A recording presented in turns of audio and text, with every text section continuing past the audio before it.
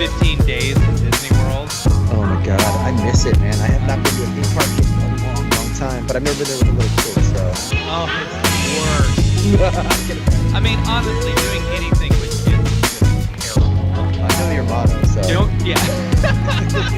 Did you sell t-shirts with that on it? Do you think people would punch you or high five you in the street? I was at one of my oldest kids' swim meet the other day, and my youngest was just acting up. We got him out of the stroller, he wouldn't stop screaming. So then he was pushing the stroller around, and I had to stop him from hitting people with it, and then he just screamed every time I moved the stroller a little way. And then I kept on, anytime someone would look at me and smile, I'd say, don't have kids. Yeah, I'm so glad you did it. That's so great. I mean, that's the best way to have that shirt on. It's like, right? if you ever get to go solo, you would get so many fucking high fives from the angry moms and dads. Like, don't get me wrong, I love my kids. So if I'm dead when my kids are listening to this podcast, just know This specific I love episode. you very much. I just don't want anyone else to have Man, you're a gigantic pain in my ass right now. Life was so much insert word before you were here.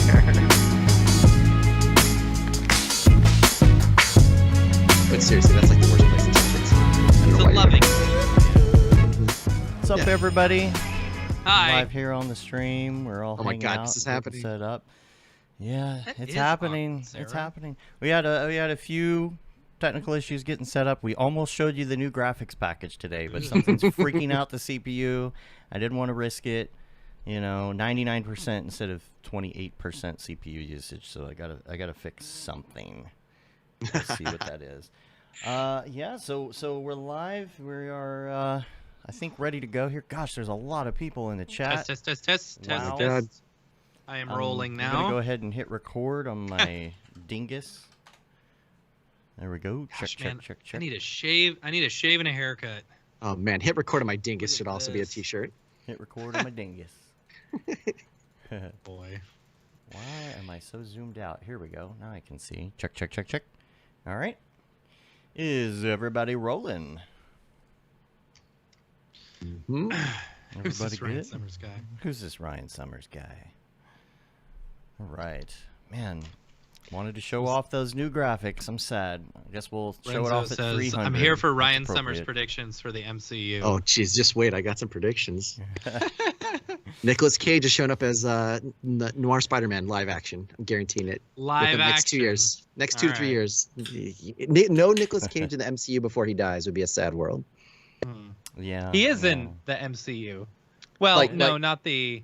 Not Not officially, the- not canon yeah. yet. Spider Not Noir. canon. He's gonna show up live action.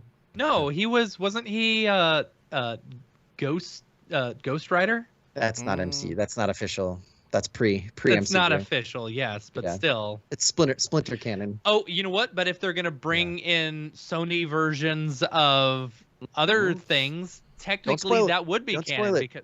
All right. All I know What is for all I those know who is haven't seen the trailer? Sony is selling that Venom 2 post-credit scene harder than they've ever sold any movie in the history of movies. Like you have to go see Venom 2 for like the movie itself is just a commercial for the post-credit scene that is a commercial for the next movie. I've never seen anything like it in my life. It's crazy. All right. Is everybody rolling? Let's let's I'm get this rolling. combo yeah, let on me roll. Here record. we go. Boom. Yeah. Rolling. All right, Audio's rolling.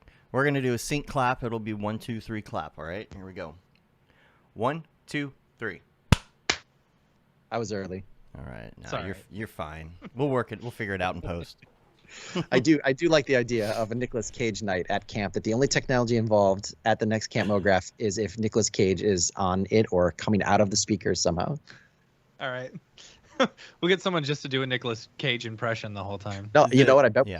we could get Yeah. Nicolas Cage. It's the Nicolas Cage. I don't think it would cost much to show up for one night at camp. Let's do it. We were putting together a list like in our directors meeting. It's like, Of okay, gets. let's shoot for the stars. Who could we get? Right. You know, we'll add Nicolas Cage to it. Mhm. Or at least put his face inside the logo. Right. Yeah. Cool. That'd be fun. I think we're ready to go. I got my notes. I got my things. I got my Dorpy. All right. And You had a Dinkus and a Dorpy. I have no idea what either of these are, but the I'm excited to Dingus- find out. You haven't been watching the show. This is Dorpy. That's nice, Dorpy. Dorpy will show up. He's got a couple puns for Matt. I'm running out of dog puns, Matt, so he's kind of going to some regular puns as well. Oh, okay. You know, Okay. after 30 bits, I'm out of dog puns. So, you know, we'll see. Kibbles and bits after 30. Right? Kibbles and bits. There we go. I need to get my new bell. I bought a bell like at a Disney World, but I haven't brought it up. But last night I was looking for my glasses and I dinged it real hard. Is it a good, like, is it the same kind of bell? Yeah, or it's the same is kind it of like bell. a novelty? It's Does from it the go, Haunted Mansion. You hit it and it goes, like, yeah. Or you get boy! a Tim Allen bell. You just hit it. All right. Let's record this for real. How about that? Yeah, what is right. this show? All right, here we go. I'm doing the intro. What's up and welcome to another Mograph Mocast. I'm Dave. And I'm Matt. Joining us today is our good friend, Mr. Ryan Summers. Hello.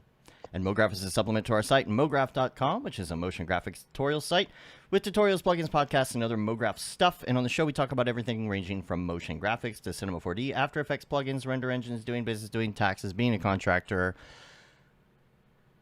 or working for the man. You can email us info@mograph.com. Let us know what you think about the show. Questions, comments, concerns, queries, grievances, show topic ideas, artist suggestions. We're on Facebook, Twitter, Instagram, YouTube, TikTok, and mograph.com. Check us out on all the things. We got some fun TikToks and things coming out, stuff that you don't see anywhere else except maybe Instagram stories or Reels or other places, I 'Cause it's guess. basically So the you same will thing. see them in other places. So join us on all the things. I'm really trying to get the TikTok numbers up so that we can do some live streams and such. It's hard Yeah, that'd to be cool. That would be be cool. such a niche inside of a niche inside of a niche inside of TikTok. So we want to get some numbers in there. Maybe do some fun live stuff if we can, and just chat and whatnot. But Yes. Ryan is here. We have so much to catch up on.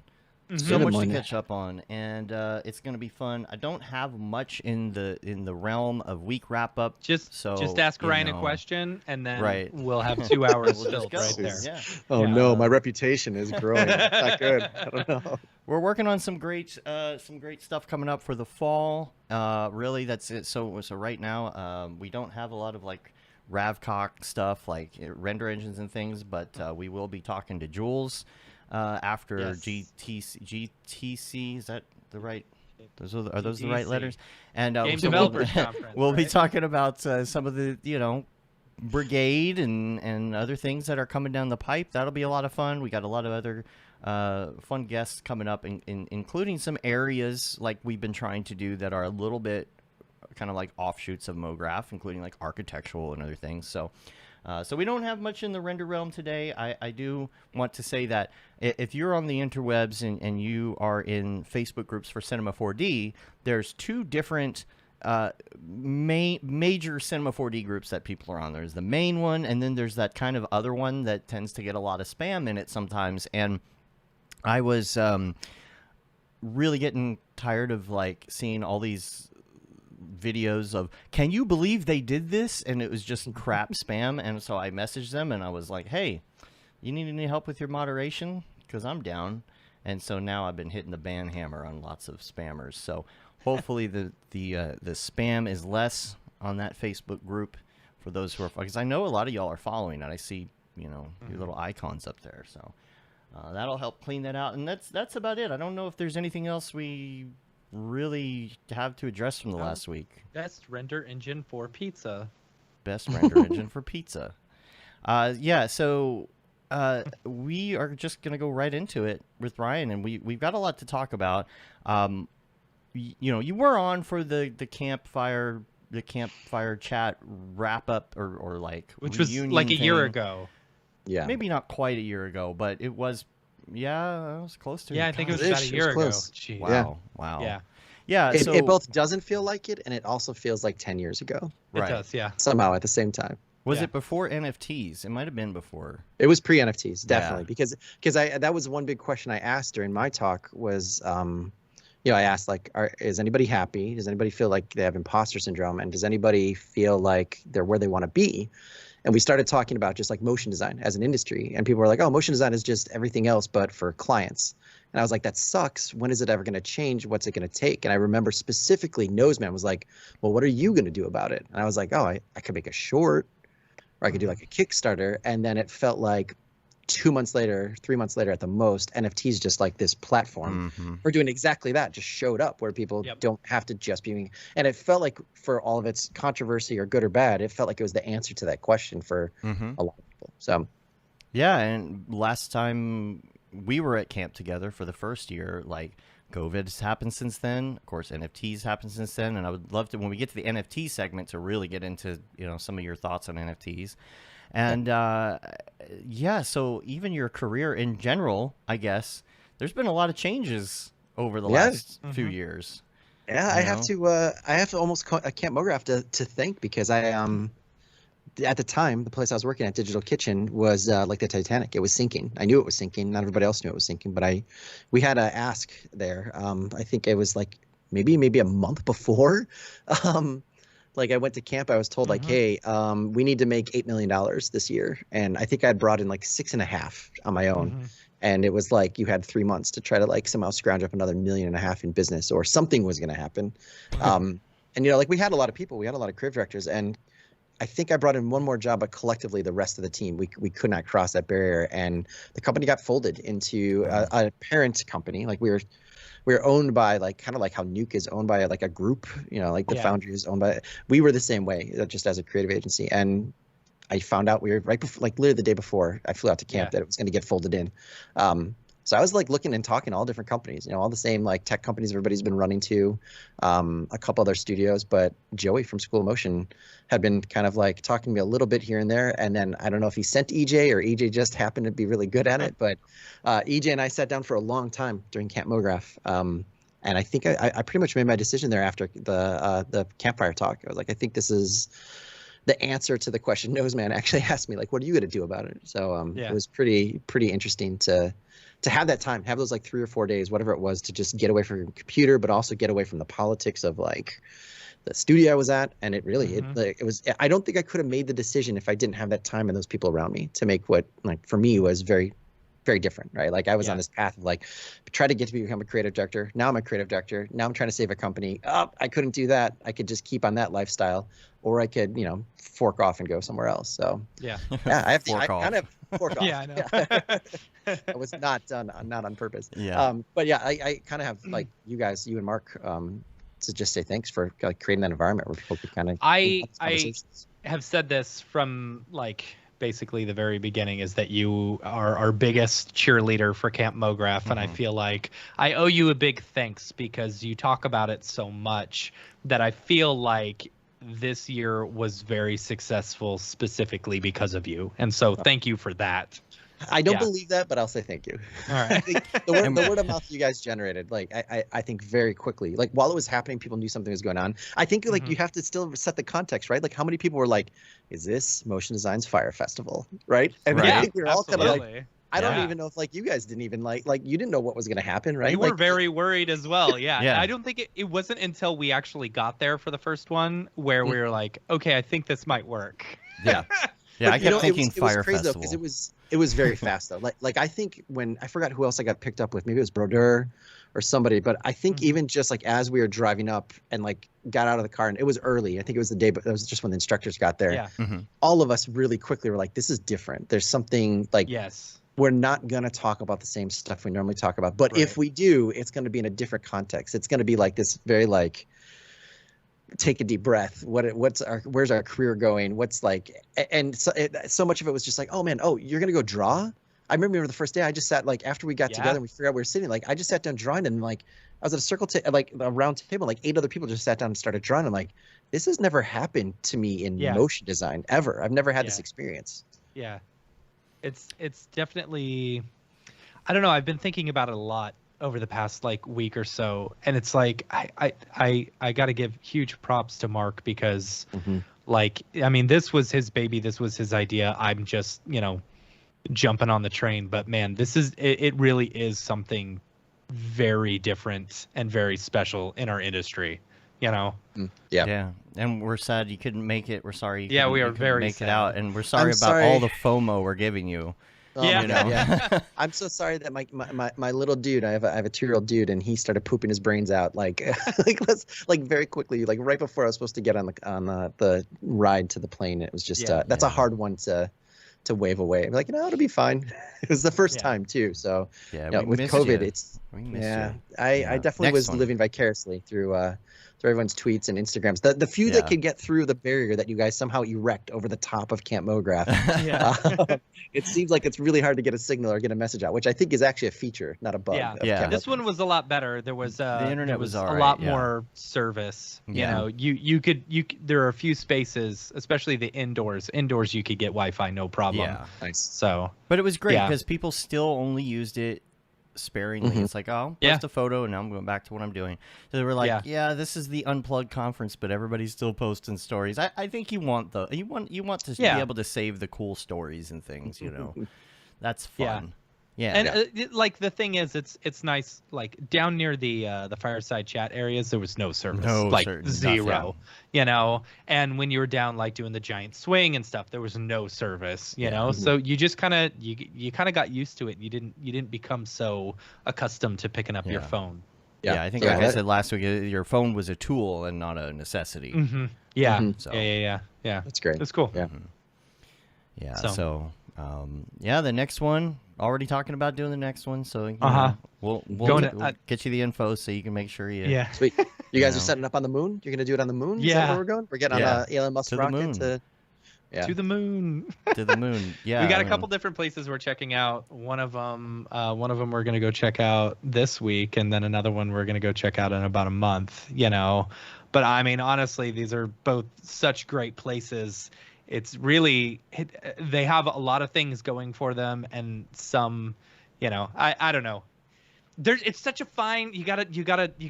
It's a fine line between, you know, super rustic and like way too fancy. And I'm worried that, like, you know, I was worried that this last one was a little too fancy, but I think it was perfect. I think it hit right on the nose. But overwhelmingly, people thought the food could be better. Yeah. Getting It that, is- I getting agree. those surveys back. It is. but- It does have camp in the name. Like there is an implication that you, like that. Right. If that's the part that's rustic, it's not unexpected. Yeah. I mean, Yeah. I like the food. That was me. I mean, I heard it there was a no. bartender this time though. Like there was no bartender year one. There wasn't a bar. Well, technically, there wasn't a bartender. We just hopped Yeah. in and did it. That's But nice. yeah, next year, hopefully, there will be a bartender. That is bartenders and- definitely on our radar, so that we can actually have some fun too. You know? Yeah. That's right. Kevin says It's also, Camp you know, Snowgraph. it's I a like that. delicate thing when you're talking to camps and being like, hey, Yeah. we're going to be serving alcohol. It is Mhm. basically all you can drink, you know, and then until everyone decides to go to bed. Mhm. So, you know, that's a thing that you really have to be careful. You know, you got to feel people out for that.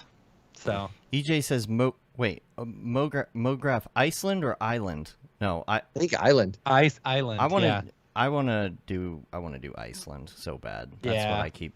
Yeah, but Yeah. I think that's a little bit. That's a little bit It's tough. it's to pull off. destination Mograph. Destination Mograph. Mograph. Right? Yes, where the That'll be water. slightly Yeah, where the water flows like wine. Rarely. rarely. I don't know. All right. Yeah. Yeah.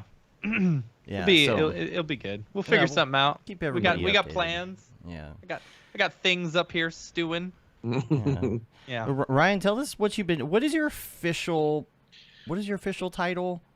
I'm officially creative director of 2D at School of Motion, which EJ Hassenfratz is my peer on the 3D side. But to be honest, we both are just looking at ways to make more classes and get more community kind of built up for people trying to get into the motion design industry or trying to level up.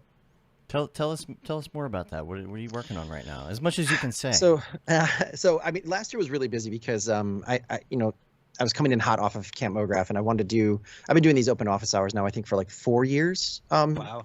At this you're point, still where doing that. I still do them. Yeah, That's I've locked them down to just Wednesdays, just because I offer a bunch of other stuff through School of Motion. But yeah, like on Wednesdays, for a couple hours, people can hook up with me through a calendar app and just, hang out for 50 minutes or 30 minutes and talk about, most of the time, demo reels. Sometimes it's, like career advice or, hey, how do I get into, this studio or that kind of stuff. But that is really difficult to scale, obviously. Like, you can only give so much of your time for free. So when I started School Motion, one of the big things was trying to just like extend that to more and more people. So I made a free class called Level Up. That was like a direct response to the stuff we talked about, Camp Mograph. So just free class. It's basically, you can take it right now if you wanted to, but it talks about all the stuff that kind of like stops you up. So it could be, like how do you get better at editing? It could be what's imposter syndrome. We actually talked to a therapist, who specializes in imposter syndrome, and had a really good long cool. podcast discussion about it, just to kind of kick off that conversation. But also I think there's a lot of stuff we don't really talk about, and some of it's just the stuff away from software. So I cover a lot of that. I cover out how to get better at drawing, talking, or writing, because those three things I sucked at, and I think I invested a lot of that once I started to try to get into motion design, and that unlocked a lot of doors that getting better at After Effects or 740 wouldn't have really necessarily helped me. So there's a ton of stuff like that in there. That took a long time to make, because it's not just teaching a class, like a software to a class. And then we made Demo Reel Dash, and that was the big one for me. Was just it's 4 weeks. It's very quick, but it's taking whatever you have right now. And part of it is how do you cut a demo reel? But the big thing for Demo Reel Dash is how to set up the next 3, 4, 5 years of your career arc.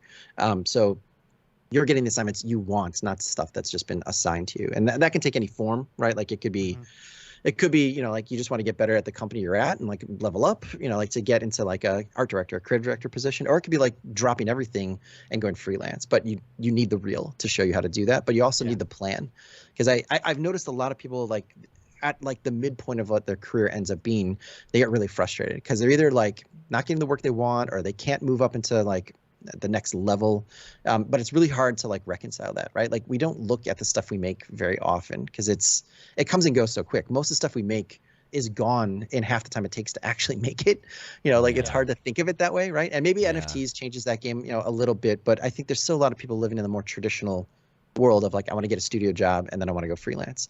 But part of that is actually before NFTs, we were all doing one-a-days, right? Or we were telling people, or people were trying to do it. And that felt very aimless, and it was hard to keep up. Yeah. But if you actually, and maybe this extends to NFTs as well, if you actually do it with a plan, with a goal in mind, and a short-term, a 1 day, 1 week, 1 month, 1 year plan on how to get where you want to, it makes the individual day of getting to work a lot easier, because you actually have a goal. So Demo Reel Dash does a lot of that, besides showing you just enough of what you need in Premiere to cut a new demo reel, and how to deal with sound and music and what to do with it afterwards too, is a big part of the class, right? You have a demo reel, but if nobody can see it, or the right person can't see it, doesn't really mean that much. So those are the two big things. And then now, we're kind of, EJ and I think, are in the same boat you guys are talking about. This is gotta be the most stressful and most exciting time motion graphics has ever been in, right? There's no rules or no expectations on what we're going to do going forward, right? I used to always say, nobody knows how to retire because no one has. Nobody knows how to take the next year, because no one's been in this bananas batshit world of motion graphics right now. So we're figuring out too, right? From software, from what to invest in hardware wise, to where can we go with motion design? You said, you were talking about architecture. There's so many places and so many things you can do with motion design, but it's also so crazy that you can literally freeze yourself up trying to figure out what to do. So we're doing the same thing. We're kind of evaluating the world, and we have I think we have 14 or 15 classes on sale now, and we're looking at what to do next. But yeah, that's where we're at with registration is ongoing right now. Currently, yeah, I think it ends in about a week, right? Yeah, you're doing the promo I should have done. Yeah, we have about a week left for all the courses. I will say, Demo Reel Dash, it's normally offered all the time, but I think some of our courses, not this coming semester, that's still up, but the next semester after that, they're going to take a break. And Demo Reel Dash is one of those. So if you were thinking about working on a demo reel, this is the time to actually do it, because it won't be, if you don't get in this session, it'll be another session after that it'll be available. So I know that one's a fairly timely thing for a lot of people. So are all of them on a schedule like that? Is Level Up on a schedule? Okay. Level Up is not. Level Up is, we have two free courses, Path to Mograph, which is if you don't know anything about motion design, you can anytime anybody asks what's motion design, I just point them there, because it's a really short, easy thing. Yeah, Joey goes out to a couple studios in Detroit. I think he goes to Gunner and a couple other places, and just explains what motion graphics actually is, because it's hard to sometimes explain, especially to like friends and family. And then Level Up is the other one. So if you've been in the industry for like, I'd say like more than 2 years, there's probably a lot of good stuff there. And that you can literally sign up for today. You get access. You can see what like our learning management system actually looks like and how the videos are kind of put together. And you can watch that like all in a weekend, or you can watch a little bit here and there, or you can just like pull the podcast down and just listen to those. So those two are free and available at any time. And one of my questions that I actually asked Beeple when we were at camp was, I brought it back to what you had said about the retirement thing the year before. And like now we kind of have an idea of, okay, this is how you could retire. Yeah. So things are definitely changing really fast. And man, there's a lot of topics that I think have been kind of brought back up by some of our friends in Discord and other places in the last couple days. I think one of the good ones actually is about your website. I think this is a good one to hit, because last night I was talking to Joe, our friend Joe, who was at camp. He came over last night. We were chilling and chatting about a bunch of stuff and talking about how important a website is to your brand or to your work. I know that a reel can be important, but the reel goes on the website and the reel goes other places. The actual website itself, we start getting in this convo about like, how often does somebody like stumble across your website and be like, oh, I'm going to hire them? Like almost never. You got to have some killer SEO in order to, even get someone to find you by Googling you. Yeah. Or by, Well, I mean, do you want my hot take on that? Sure, absolutely. All So the hot takes. I think I don't think you need one anymore. I'll say that, like right off the bat. Like I think, especially like if we're just crystallizing this as a time capsule, like today in the world of motion design, if you can demonstrate that like just above beginner level of After Effects and Cinema 4D, you should be able to get a job. Whether or not you stay employed doing that job or you can extend that into a bigger like relationship or career, that's totally up for debate. But like the ability to post something up so fast on anything, like Twitter just updated their fucking compression today or yesterday. Like I would feel safe uploading stuff onto Twitter now, where I would not before if I was trying to like show off my work. But like the fact that like it was awful and it's gotten better, it will get better. But like I will say you don't need a website, right? I don't think you need one if you just are like, I need to get a job right away. What can I put up somewhere that someone can share it to the right person? Like you can post video on LinkedIn and immediately get access and connect. And like, if you work around with people to get your stuff in the eyes of people that can hire you tomorrow, right? Like I've said this on so many places, but the amount of calls I get at School of Motion from studios that either I've worked at or have never worked at, every single day, like, can you find somebody that is just reliable and trustworthy that I can grow, but I need to hire staff and I can't find anyone that either wants to go staff, or in terms of like freelancers, like certain specialties that like if you knew certain things, you could get hired and not have to think about like trying to find work for a very long time in the current, like as of today on, September 27th, 2021, like the market is so hot that there's just not enough like talented, reliable people out there. All that said, I think a website is immensely more valuable than it was in the past. Because they're so easy to make. Like if you have a Creative Cloud right now, I never thought I would ever say this, but while I was making demo reel Dash, Adobe Portfolio is absolutely pretty amazing. It's not fully featured. It's not as like nice as Squarespace or even something like Wix, but it basically uses Behance. You can upload anything to Behance, and Behance will act as your content management system for up to 5 free Adobe Portfolio websites. And they're fairly customizable. It's drag and drop. Like I said, it's not as like exhaustive as like what you can do with Squarespace if you have a developer friend. But if you want to be able to have a nice, clean way to put stuff up that takes no time, or you just want a landing page that literally is like, here's my demo reel, and here's my address. Like here's how you get a hold of me. Here's my phone number. It is ridiculously easy and fast to do, and it can grow with you, right? Like as you add stuff through Behance, it's great. The only thing I would say is like they don't have, this is stupid, but you can't pick the thumbnail for video. So I would actually still have a Vimeo account to be able to like upload the video. You can hook it into Behance, and then that'll show up in your portfolio. You can pick, you can pick the thumbnail, and the one thing that Vimeo is worthwhile for is that you can slipstream updates. So if you do your demo and you realize you misspelled, you don't have to like take it down or upload a new one. You can just like replace the video. New video file. Yeah, which YouTube and a lot of other places, I know YouTube will never do it, but I think that's like a very simple, easy way. And the reason I say it's more valuable than it ever has been is because there are so many more platforms for you to make money and sell things and create like audiences and networks. So if you're doing what you guys are doing, be able to just have a place that has everything, like a visual version of like Linktree, right? Like Linktree is great because on Instagram you can get, but like I never click half of those things because I don't know what the 12 things are. But if I go to someone's website and I can see like, oh, this person has a Patreon or a Kickstarter and they're also doing YouTube stream, like it gives me a sense of what your full, like, I hate the word brand, but your full offerings are that like Instagram or like Twitter will never do. So I think they go hand in hand much better now that there are NFTs, right? Like you can actually have somebody discover your work because of LinkedIn and then see that you're actually an artist selling and making NFTs. And maybe you don't get hired, but you get talked about in a different way, right?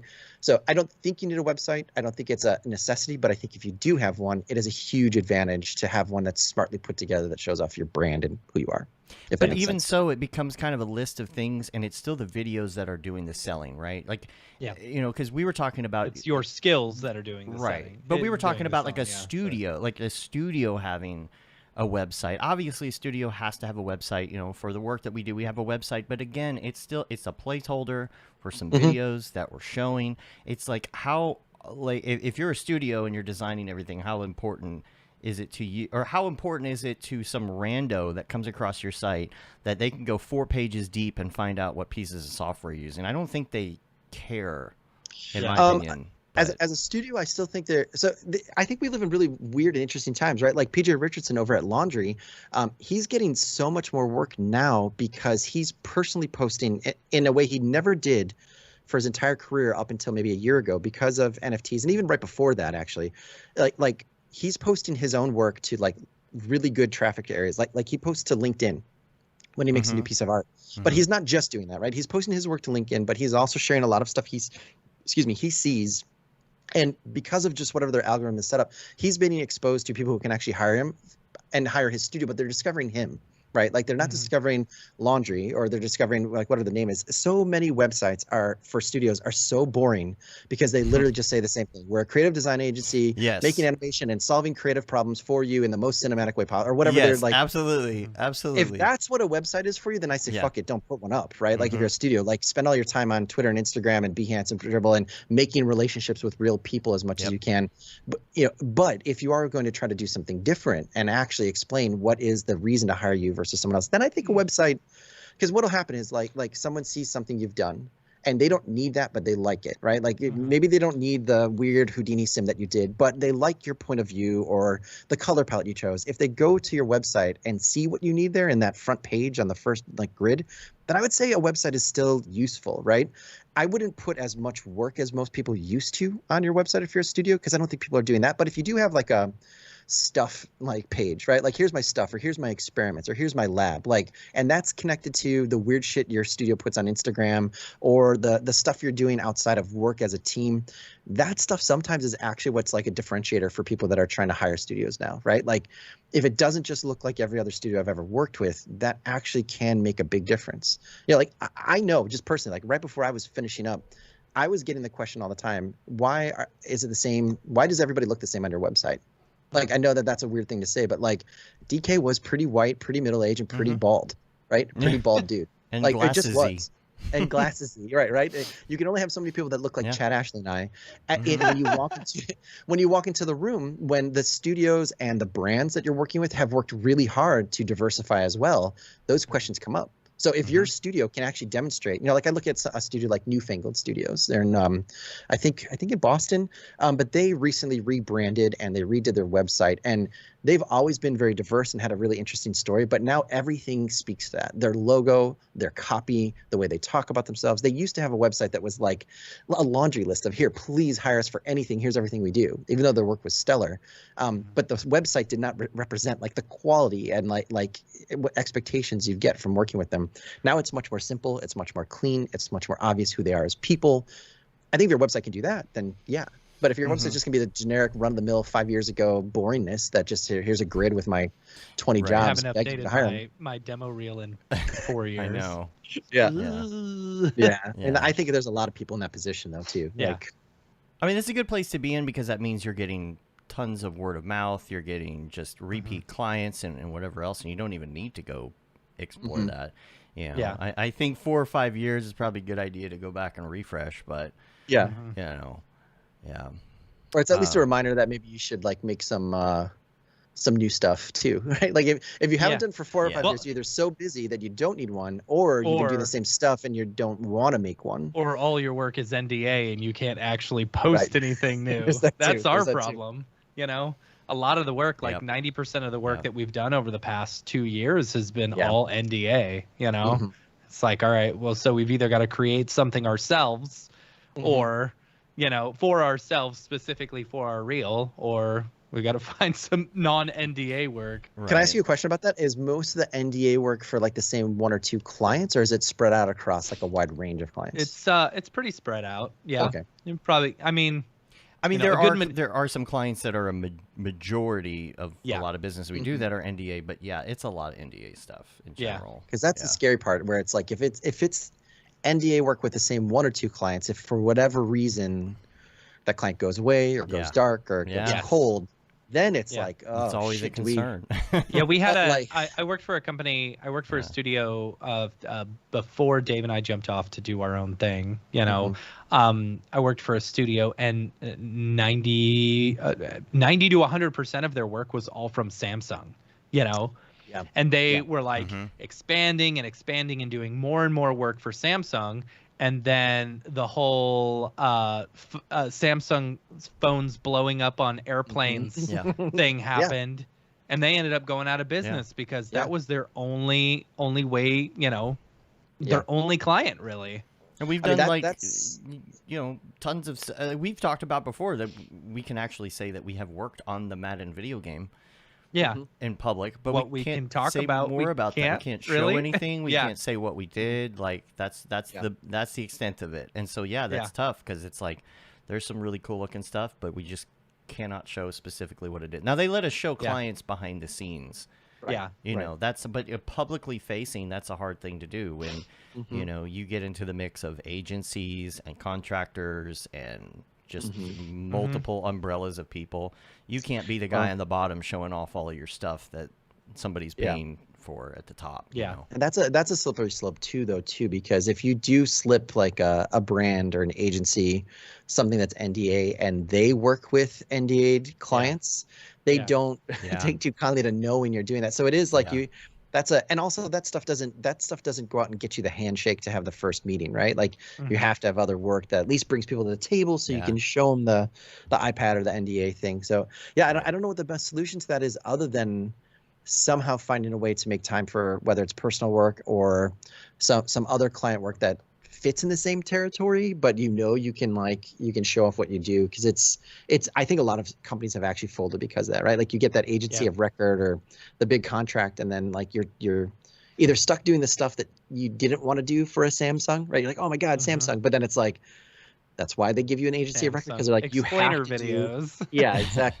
You're not doing the cool like Houdini Sim like new TV announcement, Mhm. and you actually get a reputation where you get discredited from having to do that because you're Absolutely. pigeonholed into the explainer video. So it is, I think business development as like a philosophy and as like a concept is something that, as all of us who are starting like 1 or 2 person shops that are maybe growing into 4 or 5 person shops, like that's something that's going to have to be Mhm. part of the discussion. Like there's you don't just go with whatever's here right away, even as a freelancer, right? Like how many people listen to this, they're a little dry for a while in work, you take the first thing that comes up, and then the job you really wanted, you get the phone Yeah. call the day afterwards Of or over the course you weekend do. where you're like, yeah, oh, I can't always. say no. Like it's like cosmically guaranteed that that's going to happen. Yeah. So like I heard at Dash Bash, like just the word no was kind of like the theme, like in a lot of different ways. People were saying, say no to Mhm. work, say no to like work-life balance inequities.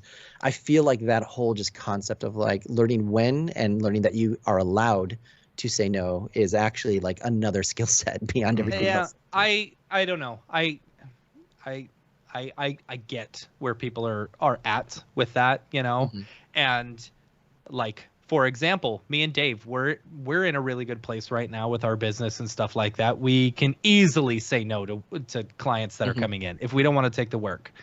But it's easy to say that when you've got plenty of money in the bank and you know Right. Mhm. you've got all these clients Right. coming in, but then you want to talk about some kid who's fresh out of college who Mhm. you know is just trying to pay his health insurance. You know, it's like, yeah, they're gonna take whatever's thrown at them. Yeah, even know, if it's not Yeah. the best I deal. feel and- like at times I feel like, oh, say no to this, say no to this, Mhm. say no. It's a very elitist way of thinking. It's like, I have spent 15 years building my career, so now I can say no. Right. When that doesn't help the person at the bottom who is Yeah. just now getting into it. Yeah, it's definitely I don't know. it's a response for a specific crowd, but it also, like, I think the big thing about it is just letting people know that it is something you can do just holistically as an artist, right? Like, Sure. I know so many people get hired at a studio and then they don't think they can say no because they're there. So then they're like, okay, well, that's why they work weekends, or that's why they don't ask for overtime, because they're like, well, I didn't know that I could say no. Because I think that's a fun trite thing to put on a like slide at a talk, and you can get cheered for, right? Say no, like grow up, say no, right? But I think the real answer behind that is like, like in the improv world, there's the whole idea of always saying yes and, right? Like, you never shut someone down when you're collaborating. You say, yes, I like that, and we could also. I think what people are really trying to say but don't say it in the right way is that when you can say no, but, right? Like, you can say, no, I'm not going to do this, but I know someone who could. Let me hook you up with them. Right? Like, that's an easy way to say, don't be an asshole and lose the connection. You don't understand like the order of magnitude that someone will remember you. If you say, I can't take this, you don't even have to say why, but you could say, I can't take this, I'm too busy, whatever. I'm going to be on a vacation this week, but here's a person that can help you. Let me know when you need help again. Yeah. That is a much different way than just grandstanding and be like, oh, just say no, because you they remember you for being the helpful person that helped them figure out that problem that they had, even if it wasn't doing the work. Well, and that's I honestly think this is a lesson everybody has to learn too late in this industry if you're trying to stick around for a long time, is that what you're really trying to prove to people or build with people is relationships, not that you can justify your day rate, right? Because that's what opens up the bigger opportunities. Like, it took me 2 decades to learn that I wasn't learning how to talk so I could just go and make the art I wanted to. It was actually the opposite. I was making the art I needed to so I could get in the rooms to talk, to be able to get the work I really wanted, right? Until I actually learned that, like, how fast I can crank out some animated type doesn't really matter more than like the $500 or $600 I'm getting for a day at that time. The fact that I could talk intelligently about something that the client needed a solution to, and when I started learning that I need to get better at that, so I could get in the room to prove it and then get permission to be in the room by myself with the right clients. When that happened, I was like, oh, I used to always hate the people who didn't do or didn't make, but actually that's how they got in the room to do the stuff I want to do. Like, it's a total mindfuck, and it's a total flip, because there is kind of like a chip on your shoulder of like, well, I've been working for however many years on the box. Why does that person get to do that? They don't even do anything.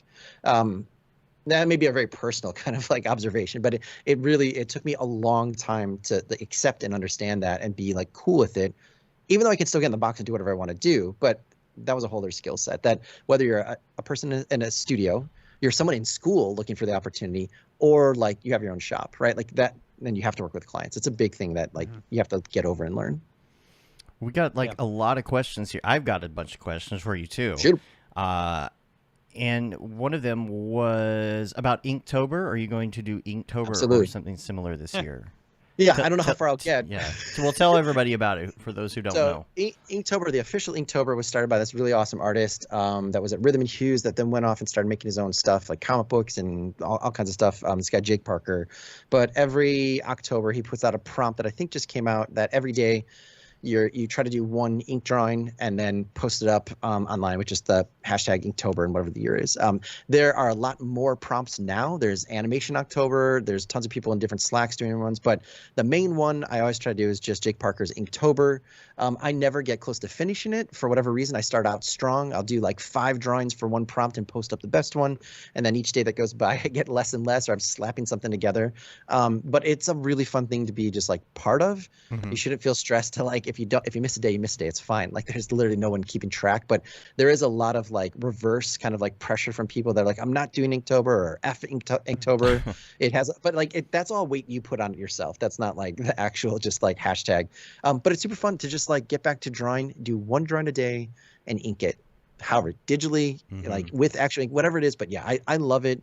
I think there's lots of ways to expand it. Like you can actually just do it. I think somebody just said it here. Like you can do it on a timer. Like you go 30 minutes to do the drawing and 30 minutes to do the ink, because that forces you to just be like this. Or like I one year I did, like at the furthest I ever got was like whenever I got behind, I literally just found like a reference, like a piece of reference. I didn't trace it, but I just literally did a drawing off the photograph, and it went so fast. Yeah. And it helped me kind of like shore up stylistically stuff I was having a really hard time doing, right? Like I had a hard time trying to figure out how to make something feel flat and graphic, but also volumetric. Like I love Mike Mignola, but I also love like Ryan Lang, who draws like for Marvel, and he makes stuff look almost like it's 3D. How in my brain do I reconcile that? I just by doing a drawing every day with that goal in a short amount of time off of photo reference. It's amazing how much we know it when we do motion design, right? Like the more you do it, the better you get, and the more like the synapses open, you learn how to connect things. But just sitting down and giving yourself the permission to just do one drawing a day is, you don't even have to show it. I think the showing it part freaks people out. But even if you just kept a book, and then at the end of all of it, or you did all the drawings on one sheet of paper, like little drawings, and the end of all of it, you just take a photograph and show what you did. Like even that's an easy way to kind of like take something from it. But yeah, I love it. And is this real paper? Does it have to be real paper? No, there's no rules. Like people used to, like 3 or 4 years ago, people started arguing about it's not Inktober if you're not using ink. I'm like, F that. So like if you do it in Procreate, whatever you want. Procreate, Photoshop, like whatever. You can do collage for all I care. And just like if you're authoring something, if you're taking something and turning it into something else, fine, man. Like it doesn't matter. And also a question that was in here was your predictions in Mograph for 2022. Oh, I think that's an interesting one. Christ, that's a huge one. I mean, that's huge. I normally do one at the end of the year for School of Motion when we do our like big podcast. I feel like I've been saying every year, and it's been getting closer and closer. But you know, like almost a bunch of studios I really like that are not known even for 3D are finally using Unreal in really, really interesting ways. Like I just saw the studio The Line that does a lot of really cool like League of Legends and Riot games, like super anime inspired 2D animation, is looking for Unreal people. Chromosphere just put out this super dope little mini series of like animated stuff called Yuki 7, and they're on their like 3rd episode. It's all like super stylistic 2D like they've done in the past, but I think just yesterday or the day before they released their 3rd episode, and it's all done in Unreal, and it doesn't look like Unreal. Like it doesn't look like a video game. It doesn't look like the Lumen demos. It's not 3D. And they're doing it for a lot of different reasons, but I feel like I've been saying this forever. Casey would probably like laugh at me for saying it again, but I think this next year in 2022, for a lot of different reasons, is going to be the year that you see people not using like Unreal as like a like curiosity. They're actually going to build it into their pipeline and use it for its strengths and avoid its weaknesses. You know, like there's a lot of different reasons why and why not to use Unreal. Like keyframing, that's absolutely atrocious to try and figure out. But people are doing it, right? Like check out the Yuki 7 thing. People are actually really doing it. And there's ways to bounce around between like I think just the tools we have between Blender, Unreal, and like Rococo motion capture suits, as more people start doing it and start finding like the hacks and start finding like the preferred ways of like even just setting up your keyboard shortcuts in Blender has become an argument. Like, do you change them? Do you use the tool that changes them to Myers and 4D? Do you just change the alt navigation? Like which one? Like that is literally like burning up the charts with arguments on like the best practice. But the fact that those are happening and they're happening at such a speed and they're happening in so many different places, there is a shift on the horizon, and that shift may be caused by cost. That shift may be caused by accessibility.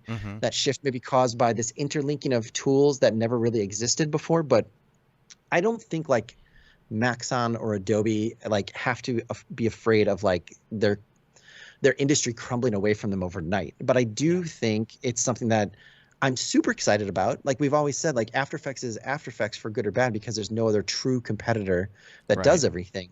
But on the Cinema 4D side, there are more competitors than you can possibly think of.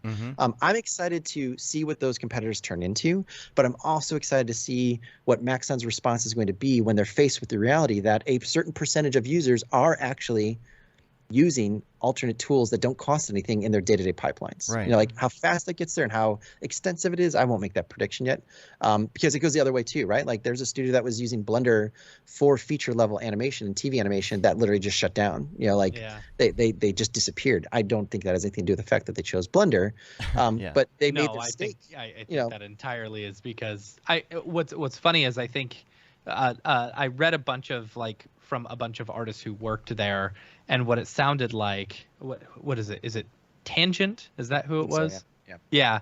So what's interesting is they actually wanted to try and get away from a Blender pipeline and more onto like a Houdini Maya pipeline, and that ended up effing over their entire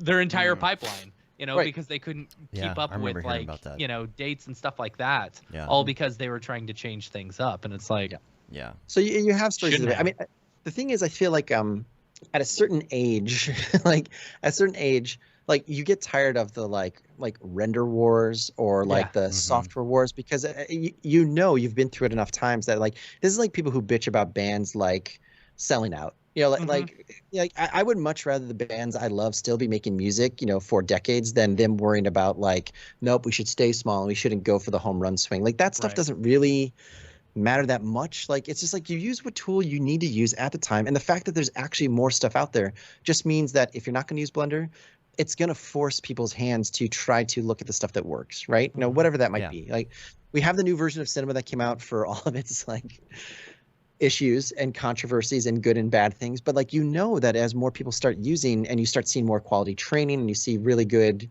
things made with it, that there's going to have to be a response, right? People are going to act like, I've been dying for something more like Grease Pencil in the easy to use, super intuitive interface and workflow that Cinema 4D creates, right? Like I love that you can play in Cinema 4D without having to think that much and then expand for as much as your brain will take up, right?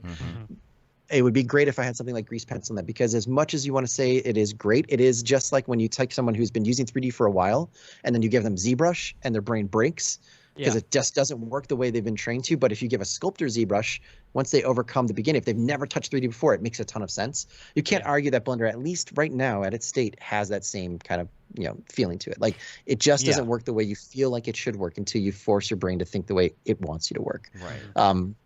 And there's a generational thing too. I know a lot of kids are starting with that, and that's kind of why they're, and I think it was it Andrew Price or somebody who was talking about the search queries that he was seeing on certain things when COVID started. There's a lot of honestly bored kids who said, I'm going to start learning Blender because it's free. And that's why you keep hearing, did you know Blender is free? And, EJ's well, I mean, in the chat. it's easy for us to like make fun of it because, we're, in a place where like everything's, well, I mean, whether or not you're old or not, like the tools are codified, right? Like the thing I've always been worried about, that motion graphics would just equal Cinema 4D plus After Effects, like that scared me, and I think that's why stuff looked the same. I'm excited that that's getting blown up, but like there's a direct runway where like a kid gets into Roblox, then they start getting into Minecraft, and then all of a sudden Blender has appeared, and then that's why like when I talk to colleges every couple of weeks, right, just to hear what they need and what they're looking for in terms of education, and the amount of schools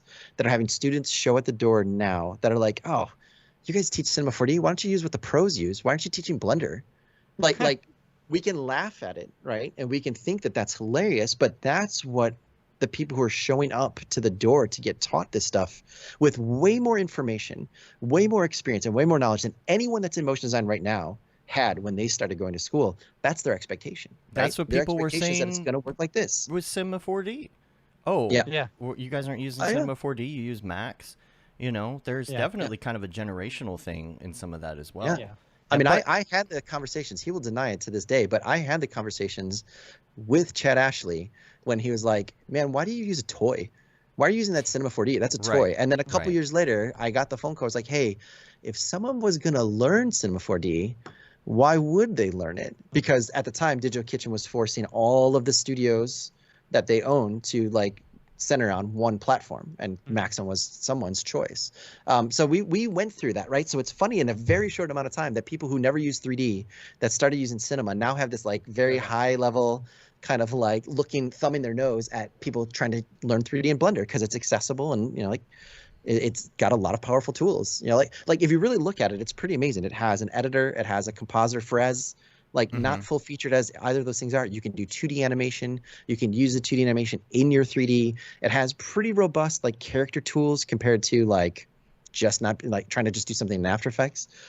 It may work weird, but it works weird for us. It's not weird for somebody who doesn't know anything from the outside. So yeah, I think it's only going to make what you can do in motion design better and bigger in the end. The competition, the competition helps. Like look at After Effects. There is no competition, and we, still have RAM preview issues.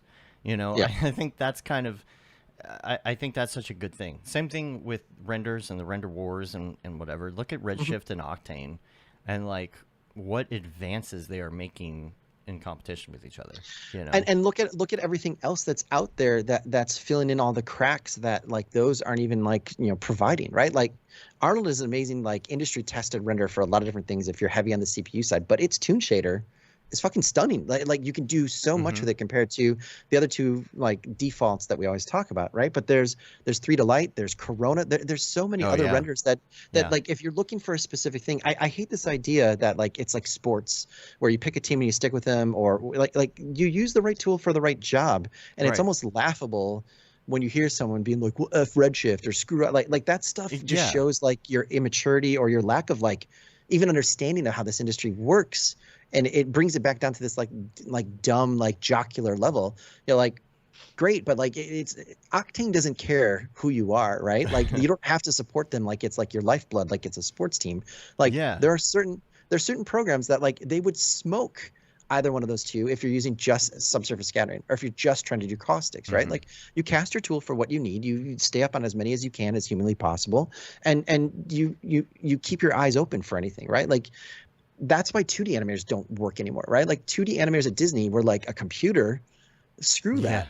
Look what I can do with a pencil. It's never going to replace me. And none of those people work anymore, right? Like that's what motion design is always supposed to have been about, is that it's the Wild West. You flow with the direction that the tools are that are out there, and you embrace them for the individual things they can do, and you bolt them together in interesting and unique ways. The VFX industry can argue about which renderer to use because they have to put 1,500 people on the same pipeline, the same platform. Right. We don't have to do that. Right. So like why it just seems weird that's where the industry's gone, as we've gone way more VFX and way more tech heavy, that we're adopting some of that gross stuff from. Yeah. Well, why would I want to move over to Blender right now for like no reason? Like why? I mean, like I'm comfortable with what I'm doing right now. There's no reason for me to move over. And like you said, is what you're comfortable with. It's the right tool for the right job. Like it makes my brain melt just to think, I would have to start on a project using Blender for some reason right now, because I know what a chore it would be for me to try and figure it out. Right. I turned 41 this week. My brain just can't learn new things the way it used to. That's actually, like, as much as I want to pretend like that's not true, like neural plasticity is actually a real thing. But I mean, the thing I would say about that though is like, no one's running to like learn a new thing to learn all of it all at once, like go over the weekend, Matrix style, download it. Like, there's no reason that you couldn't say, oh, you know what, I would pay good money for that. But like, there's no reason you can't be like, you know what, I've heard geometry nodes are really, really interesting, and that they're more intuitive right now than scene nodes and capsules in Cinema 4D. So do a little program on it, right? Like, just chill out, like learn something about it, but not just like, don't watch 2 tutorials about it. Make a little something with it. Maybe try to recreate something you've already done in another program with it. But like, that's the way you like slowly build up and have a true opinion and like understanding, and you can add to the conversation in something more than like F Blender or Cinema 4D's interface looks like just like Blender. Like that stuff. Like I feel like everywhere I go, like you have to filter out 70% of the discussion in chats and Slacks to get to the meat of it. That didn't exist a few years ago, before everything was software wars and mine versus yours. Like that's I feel like that it's going to happen, but that's so like amateur hour in terms of like the discussions compared to the real stuff we could actually be like doing and talking about. Speaking of which, I have a good one. And I love the camp Discord that we've all been like participating in, and I think we got to make sure that the campers from the first one have access to it as well. So like, Brian, you got to come in there. It's so much fun just to hang out and talk to camp friends. But one thing this morning that came up, and it reminded me that, like Merlin Mann says, there's somebody born every day who hasn't seen the Flintstones. Right. Dreisen was talking this morning about that. He is just getting into contract work and asking questions that of course, have been asked before, but just remembering, hey, there's always somebody that hasn't done contract work before. I think, Right. so, it's like, oh, well, we talked about that 3 years ago on the show. So it's like, oh, we don't ever talk about it again? No, Right, I think, right. so one of the topics that came up was about payment terms. And did you lose a light, Matt? Something happened Yeah, to sorry. you? No, I felt like I was a little blown out, so I was trying to. I didn't Oh. I didn't expect it to be that drastic. Sorry. But the question came up, and it was about, and this leads to a second question I have. It's a two-layered question, is about terms, because as a contractor, you probably have your own terms. And what happens when a company comes to you and they're like, no, these are our terms. You have to go by these. Yeah. How do you sound like an asshole if you're like, I'm sorry, that's just not my terms. Like, I'm sorry, I do 30, like not. I mean, 60. I think that's the difference between like being a pro-am and a professional, right? Like, you have to defend yourself, you have to protect yourself, and in this industry, you're not just protecting yourself, you're protecting everyone that comes after you, right? Like, being mindful of that thing you said before about, oh, we are a continuum of people that, like, it's not just this one generation plowing forward. We now have another 1 or 2 generations behind us that we have to lead the way appropriately, or we're as bad as the people who came before us. I like You're laying the groundwork for the people that are come after you that never happened because there was no one before you. Right. It's like our duty or our honor, not just to protect ourselves, but to set the expectations, because otherwise you turn in the VFX industry where every bit of work is commoditized. You really are just a tool. There's never going to be a union there. There's never going to be anything that has any kind of like rules or restrictions. We have to use our leverage now with the people who need us, especially today. Like, again, September 27th, 2021, we have the leverage to say, nope, this is what the rates are. This is what the expectations are. No, you don't get free overtime. No, we do have kill fees. Nope, you're not going to hire me on a job because I'm a cold body filling a warm, or a warm We're not body working filling the a cold seat. weekends. Right, or I'll Yeah. work the weekends. Yeah, if that's up to your personal For decision, I'll double work the the weekends, money. but it's for double and yeah, it's 2.5 times. And I'm sending that in a deal memo up front, right? I have a lawyer that I can call that can represent me if this starts to get out of hand. Like those basic things that, like, you have to treat it professionally now as a business, so that everybody else already has the groundwork laid for them, right? So nobody else will ever try that again. And then we also tell people in forums like this that you do have permission to leave a job. You do have a permission to ask for a kill fee. You do have the permission if someone books you for something that you have no right doing, whether it's too hard or it's too advanced or it's not in your skill set, to say, hey, you booked me for 3 weeks, find something else within your system to put me on. I'd be more than happy to work on another project or assist on something, or if you need help with the pitch. But if you don't, then I want a kill fee for half my rate for half the time that you booked me for, or whatever you feel comfortable, right? We're not a union that has strict, and we never will be a unionized workforce that has like strict rules and regulations, and we can argue till the sun goes down and comes back up again whether or not we ever should, but we can at least set like basic expectations for like how we expect to be treated. So yeah, I think like those kinds of conversations need to be continual and easily accessed in And terms we of have like to pass it down. Like that's Yeah. There's so many industries, even in the VFX industry, right? People don't want to share. People don't want to share their knowledge. They don't want to share what they learned. And we're the first generation, really, to go through this, and that would be dumb not to pass along what we've learned to other people.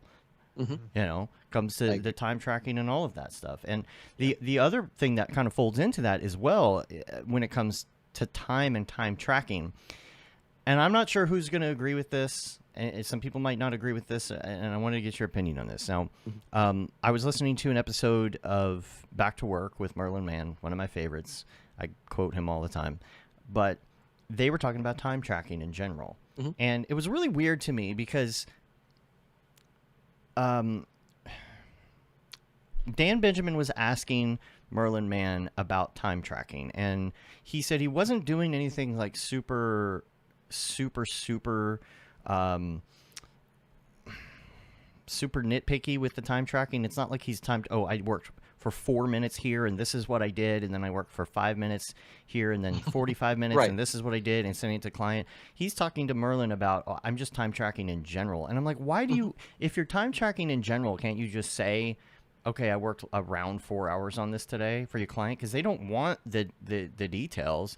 And so I started thinking about that, and I'm like, to me, I know he's working on like, web stuff or whatever, but to me, you know, I feel like I go by value a lot of the time. Yeah. When Yeah. I'm time tracking. Okay. If I Absolutely. worked an hour and a half on something, but I feel like the value is actually 2 hours because I was really efficient in how I did it, and I got it done really. And I'm like, okay, this looks really good for an hour and a half work. Okay, I'm gonna put 2 hours on there. But then it works the other way too. I worked like 4 hours on this. I had to stop and start. Somebody called me. I got distracted. This doesn't feel like 4 hours of work. I'm gonna charge 2. Is there anything wrong with that? I mean, there's nothing wrong with anything on like a global scale, right? In terms of like there's rules and regulations, right? Our industry is a lot like the film industry, and it's literally just based on relationships, right? Like you work with someone who trusts you and you provide value for, right? It's the and value. Yeah, but I mean, I firmly believe that you are what you spend your time talking about with your clients, right? So if you spend your time saying, "Look how fast I can do this for you, please bring me in," again, you are teaching your clients what to think about you as, right? But if you say to them, "Hey, look, your problem actually doesn't sound like it's the thing you're asking me for. I think it's actually this. And either I can do it or I can find someone that can help you do it.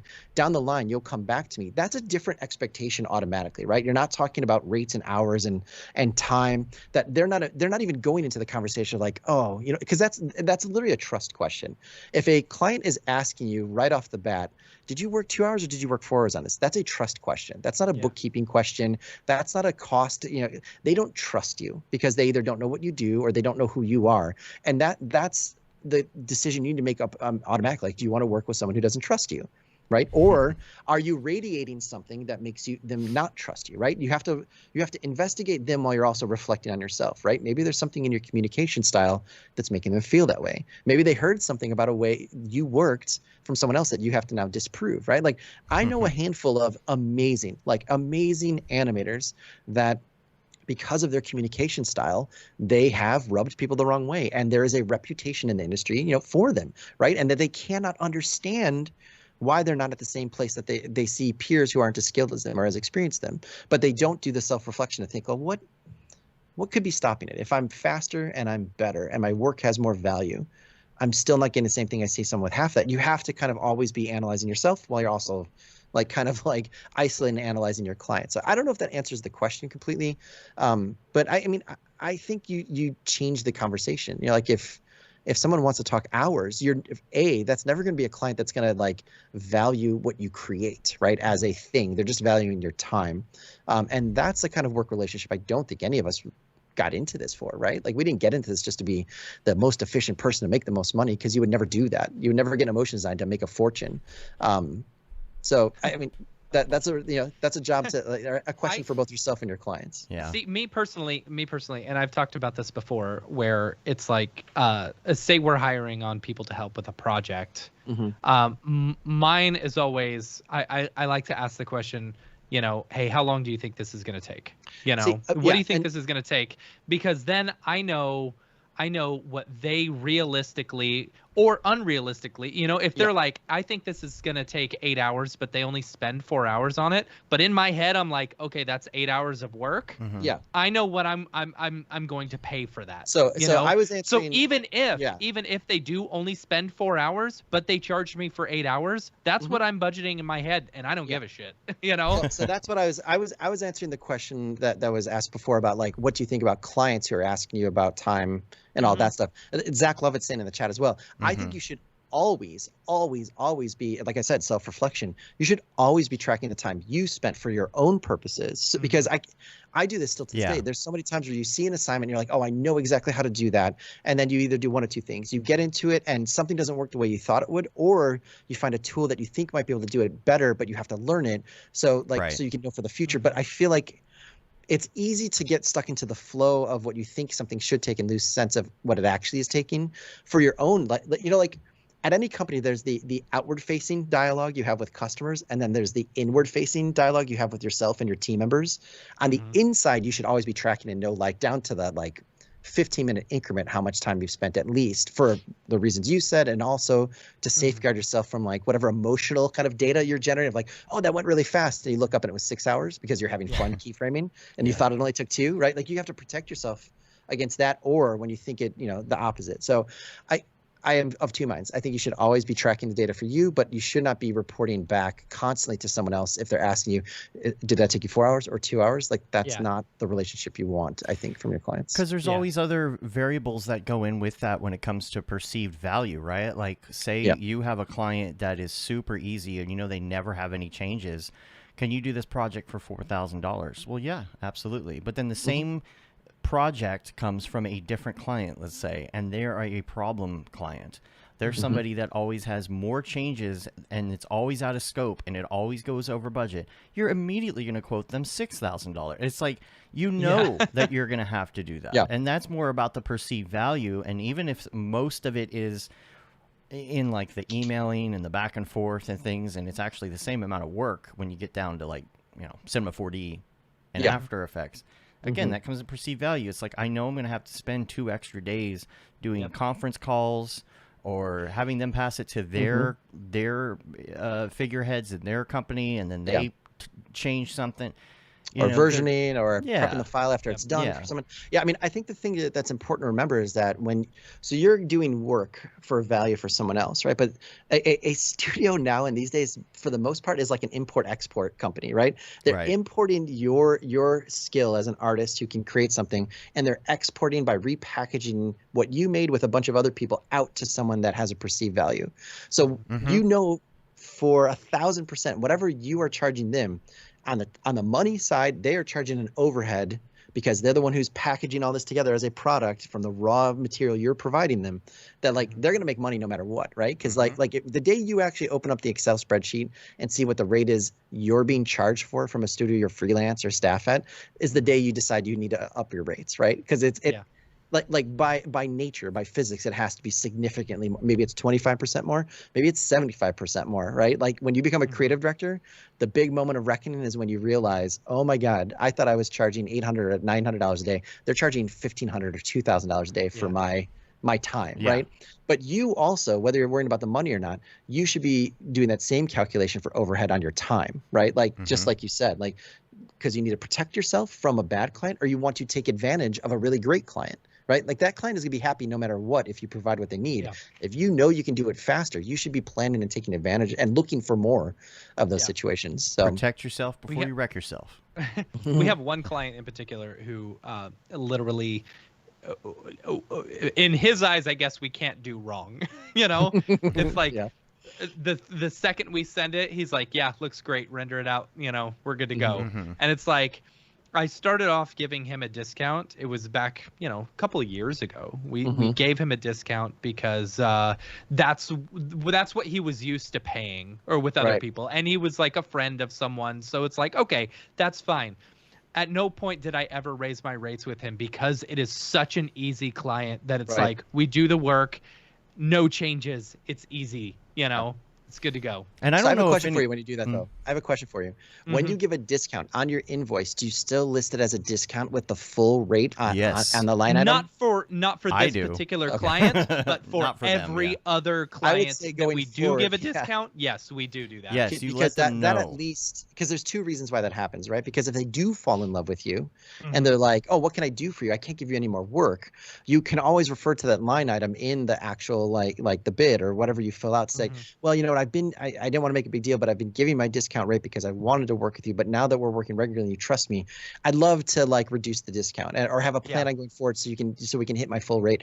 Or what happens, like we were saying earlier, 9 times out of 10, someone leaves in billing and someone new comes in, and you have an opportunity to leverage that to be like, hey, look, we've been working together. I no longer am offering the discount. And you don't even have to say it that way. You just, the next time you bill, you take the discount out. Yeah, and that doesn't give them the opportunity to say, oh, well, you only charged us this much per hour last time. Yeah, exactly. We have one client who we give a big bulk discount to, you know, like it's like, okay, this is a pretty big project. We'll lower our rates just a little bit, you know, and we mark that discount in there. But every other project that they give us, if it's a smaller one, you know, we're like, oh no, full rate, you know. Exactly. I mean, that goes to the freelancer equation of what I think a lot of studios are doing now. is that they're saying, okay, cool, we can give you a bigger part of this project or a longer run on this booking if you can give me a project rate versus like your hourly rate. And and like you have to get in that negotiation of really doing the math, like, okay, well, is it worth it for me to have less check-ins and get paid a little bit less, but now I know I have more hours free to book another client, or it gives me my nights and week. There's a lot more like math and consideration that goes into it when those things happen. Like it's a different equation. Yeah, it's weird. It's even if I'm doing this, I think subconsciously, when a project comes in and I'm about to quote it, I already have a perceived value number in my head. Always. It's like, I think what they want to do will cost this much money, and then I'll sit down and I'll start line iteming it. And usually I'm pretty close, except maybe when it comes to things like any sort of overhead and equipment costs and stuff. Right. Yeah. But for the most part, you can usually feel something out about what it's going to cost. We've got a question here in the chat. Can we talk about revisions? I'm salary and the only video motion guy in the whole company. Is it common to have 5+ revisions on every project because it's creative killer? Yep. I mean, yes. And that's the thing. Like, here's the thing with if you're salary and you're working for a company, like, you have no say in the amount of revisions that goes on. What you're, and I don't want to sound mean, I mean this in no disrespectful way, but when you are a salaried employee who is working for a company, you basically, you are the one. I don't want to say you're a button pusher because that sounds mean, but that's kind of the way it is. It's like, okay, because there's still creativity involved, but you are the one who is creating the videos, the end client, you're probably, 2 steps away from what the client is talking to versus the person who is, the creative director or the salesperson or whatever, So of course it's all going to come down to multiple revisions, and then you've got the revisions of the internal team. You've got the revisions from your creative director that before even the client sees it and stuff. And we deal with that too. Yeah. But with the client's client, basically. With the client's client, yeah. And then the client's client wants to see that, and it's like, okay. But for us, if it comes to like more revisions than 3 revisions, then it's out of scope and it's more money. For you as salary, that's up to your boss, and hopefully you have the type of boss that is going to put their foot down and fight for you. Yeah. Well, you're I think what the nice way to say what you're trying to get at is like when you take a staff position, you're trading on creativity for security. It doesn't mean that you're not going to be creative, but you are, unfortunately, a lot of times in staff positions in companies where you're creative, you are considered a tool to finish something or to accomplish something, right? And especially if you're in the situation that I think this person's talking about, is that they're the only video motion person in the company, so you have no true advocate, right? Like you have no true person who understands what it takes. So then it really becomes like the onus is on you to start doing the investigative work to figure out where and why the constant revisions are coming, and that's where you start picking like how you're going to do your internal networking. Like a lot of people think you have to stop networking once you get a staff position, and it couldn't be further from the truth, right? Like to advance or to get a better quality of like work-life balance, your networking almost goes into like boosted mode, but it's in a much more narrow like focus, right? Like you need to find out, like, is this coming because there's someone who doesn't know the questions to ask from the client? Is this coming because it's just from the source from the client and it's bothering everyone, right? Like it could be something where you're like, oh, you know what? Our client just doesn't know what our process is, or they have a language deficiency in terms of understanding motion or graphic design. That becomes an opportunity, right? It could become a learning moment that you can actually teach someone a tool that they can actually get better at, right? And you're helping them. And it's a much slower role, and that like objectives are way less clear, but you don't have to just sit in the team like, all right, I'm just going to take it 5. I mean, that's why nobody stays staff, especially in this like environment where you need to, but I think there are still opportunities to be had in terms of like, it's not on the box stuff, but you're learning that kind of gray area, kind of like soft skills of like, all right, now you have to really be a problem solver. Why am I getting 5 revisions, right? Where is it coming from and why? And do I have anything to offer, like to help that out? Like, can I alleviate it by helping someone else, not just myself? These can be learning moments too. I've worked that staff position where you are literally the only person, Right. Yeah. you know, who understands what it takes That's in what order I to was- do a video. And that is, Yeah. that's a hard place to be in because like you said, Ryan, there is no advocate for you, you know, Right. they don't know They don't what get it it. takes, you know, and how frustrating sometimes. I saw a really funny tweet right before the show, or it was someone Instagrammed. It was it may have been Mograph memes, I don't know, but it said after the client makes 5+ revisions, and it's that scene from The Godfather after you know, when he's looking down on Sonny and he goes, "Look what they did to my boy." Yeah. you know. Yeah. And Exactly. it's so funny. It's absolutely true. Yeah, there's two types of bosses. There's the ones that have been in it and know exactly what it takes to do something, and then there's the boss that says, after you've rendered something for 45 hours, they say, well, can you move that little object 1 inch to the left? That's not a big deal, right? Yeah. You know, and I think that it could be, if you have to do this the right way, it could be a learning opportunity for your boss to be able to say, look, I know that each project is getting 5 or 6 revisions, and I know that 4 of them are internal every time. Is there something that we can do to package at least the revisions so we get all the feedback we need in one run, or 2 runs instead of 4 before it goes to the client, so that so that we can have a more efficient process? Because you know, put it in terms of time and money, it's going to save us time, and time equals money. Yeah. You know? This is where the lessons I've gotten from some very like senior creative directors as well have come in handy. That like we don't have a lot of confidence in ourselves in this industry, and obviously like, imposter syndrome is legit and real. Even if the rest of the data and the rest of the information does not support having that feeling. I've had creative directors who have literally like stopped me and I'm like, okay, cool. I know that the client just made the change on Friday. They want it on Monday. It's 4:00 at night. Let's see if we can get it out tonight so they can have it waiting for them on Saturday. And me and one other person are ready to we're going to order food. We're going to sit in. We're going to do this. And the client, the creative director, I'm sorry, is like, go home. And you're like, what? We can't go home. He said he wanted tomorrow. He's like, nope, go home. And you're getting almost like fight about it, where you're like, no, we're going to do this. We've worked so hard. It's almost at the end. We have to finish. They're like, no, because if you don't go home now and we don't miss this deadline, every time we ever work with this person, they're going to think they can do this. And this forces them because it only works with the right clients and the right time and the right advocate and the right leadership. But if you are working for someone who is not the final decision maker, right? Like if you're working for the visual effects producer who's working for the director, or you're working for the agency that's working for the brand, the final decision maker doesn't see us. They still see that person at the agency or that VFX producer, and it will suck. But like you have to teach them. It's a very difficult point, and you need the support of your company. But I've been around it multiple times where they're like, okay, no, we're going to not make this deadline. I'm prepared, and the team is prepared to take that hit. But we know we have all of the data and all the paperwork and all the emails to say, and like James is saying, like you have to be prepared as the leadership to like you could lose that one, but sometimes it's worth losing that one.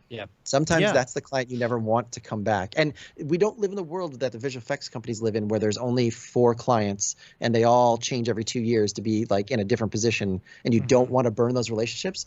If you never work for Samsung again, you know what? There's a lot of other people just like Samsung looking to work for you. So you can't do it all the time, but like there is a moment where like sometimes you have to like let it go and be like, okay, like we're going to teach someone why it's going to be late. Let's be honest, too. 99% of the time, they have given you an arbitrary deadline that's actually way earlier than when they need it for. And just asking for an extra day is going to be totally fine. But we don't even think about it. There's also masochistic assholes. Like, let's just be totally honest. This is a very bro-driven, jocular industry that sometimes they're on the shit end of a stick that we don't see, so they're going to put us on the shit end because they can. I mean, there have literally been people quoted, if they're willing to quote this in a newspaper and actually say it out loud, there have been producers that have said on visual effects driven movies, if I don't put a VFX studio out of business by the time I finish this movie, I haven't done my job correctly. If they're saying that out loud, if they're saying the quiet part out loud to a newspaper, what do you think they really think? What do you think they really do when no one's listening? So sometimes you have to do something it's against every instinct in yourself as an artist and a creative person and someone who believes in what they do and wants to be perceived as that. But that's why some creative arts industries are stuck in the positions they are. That's why unions have to strike sometimes, because for multiple decades that said that, by the way? I don't know what the producer's name was. I don't All right. remember, but it's definitely, you can find it. It's definitely, Yeah. it was, I can say it was in response to the whole Digital Domain winning the Oscar, then shutting down days afterwards, and the Yeah. fury that followed after that. So whatever time Yeah. period that was, you can find the, yeah, but it's why IATSE is, going to do a nationwide strike right now in the film industry, and everyone's not going to make anything for, weeks, if not months, because for multiple decades, people were just indoctrinated that you work until you're exhausted, you go, sleep under a table for an hour, and then get back up and do it Yeah. again for 16 hours. So Yeah, shut up and get back to work. yeah. Yep. I got a couple links that I want to share, and I also want to make sure there are no more questions in the chat, and then we're also going to go to NFTs. We don't want to take up too much of I your can't time believe today. how fast this I time know. has gone by. I know. It Like, goes up so, yeah, that was the so fast. shortest hour and 20 minutes I have Yeah. ever lived in We my did life. like get we a little only- late start, but yeah. I feel like we yeah. only talked a little bit. Like we only answered Scratched like a the couple surface. questions. Well, we Yeah. got more. We got more. That's why I said just ask yeah. him one question. We're good yeah, for the show. right? I do want to. Yeah. I do want to fix something. It was Rhythm and Hughes specifically. Yeah, it was Rhythm. But Digital Domain went through an even worse implosion. But Rhythm and Hughes was the studio that did all that work. Yeah. That was during the Life of Pi stuff. Yeah. Yeah. Well, I'll switch over to these links real quick, and then we'll come back to any questions that come up in the chat here. So go ahead and get those in. And the first one I wanted to link to Jags. He's got this this extended blog version of his Camp Mograph experience, which is super cool. So make sure you get on that. Check that out. It's like 8 minutes long. It's his view of his view of camp. I wish everybody had one. That would be really cool. Like Oh my God, everybody's that'd be did their amazing. own blog. I would love to see Yeah. that. Yeah.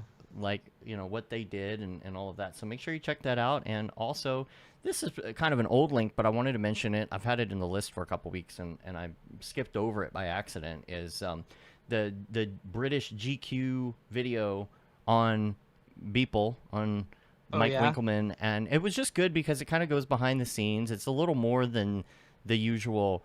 Oh, Mike Winkleman, what is an NFT? Like he gets into some stuff. He shows his facility where he's doing some NFT stuff. All of that. It's a nice little mini deep dive.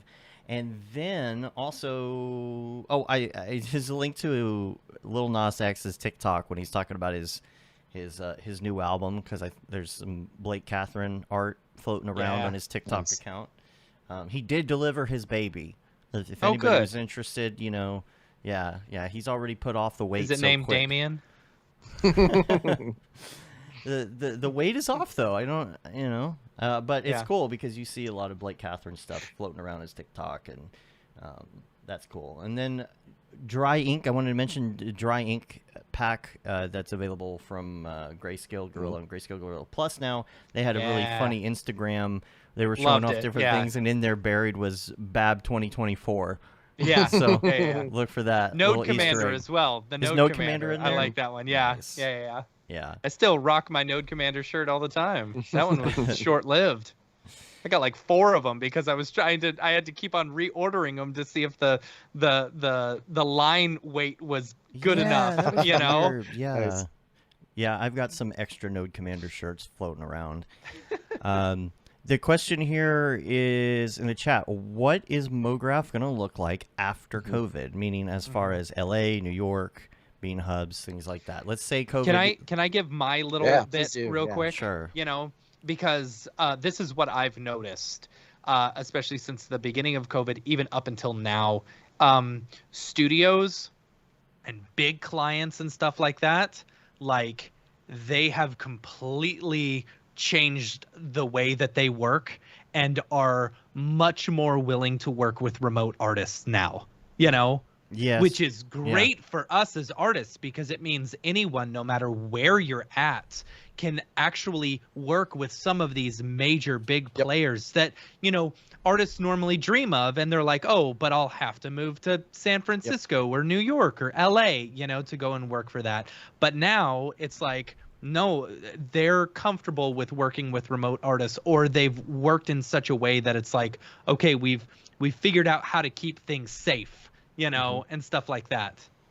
Yeah, I wholeheartedly agree, and I had to go even further. I think studios are now finally comfortable hiring staff remote anywhere Mm-hmm. based on the needs, because studios can't find people freelance, let alone staff.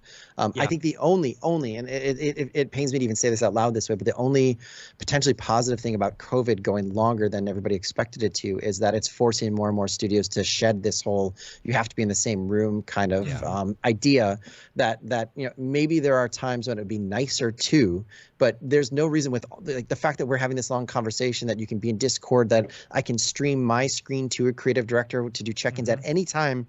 It has its own drawbacks, but I think distributed rendering, the fact that everybody has really fast machines, that render engines are getting quicker, that the ability to kind of send this out to all different places is happening, that all of this is really pointing to when COVID goes away, if and when it does, that this is not going to go back. We are not waiting for a time to go back like everybody's waiting to go back into movie theaters, that this is the next normal, whatever that means. Like it's going to change.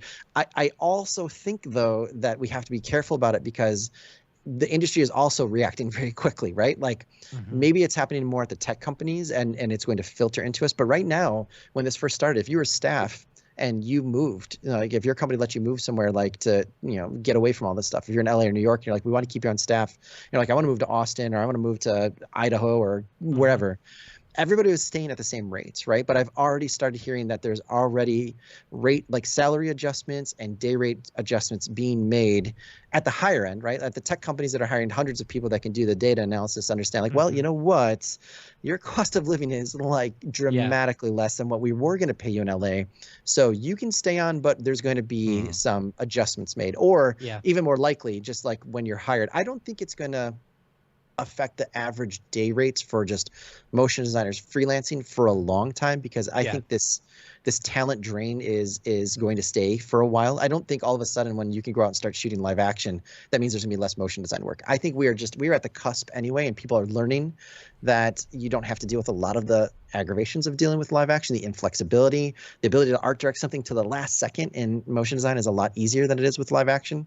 So I don't think like there's going to be a sudden drop or a readjustment in terms of the amount of work that's out there, but there's still going to be a ton of seats. But I do think that it's not just all, like positiveness and happiness. I think there is going to be an adjustment going back in terms of like, there's also the problem that you're available 24/7. There's an expectation that you have to be available. Okay, if you're going to be remote and you're going to be sitting next to your bed, if I really need something, you better have your phone next to you because I'm going to call you, right? Like that's not everybody, but it's happening way more than it was in the past. So I think it's like 95% better, but that 5% is still like something to be concerned about or be aware of.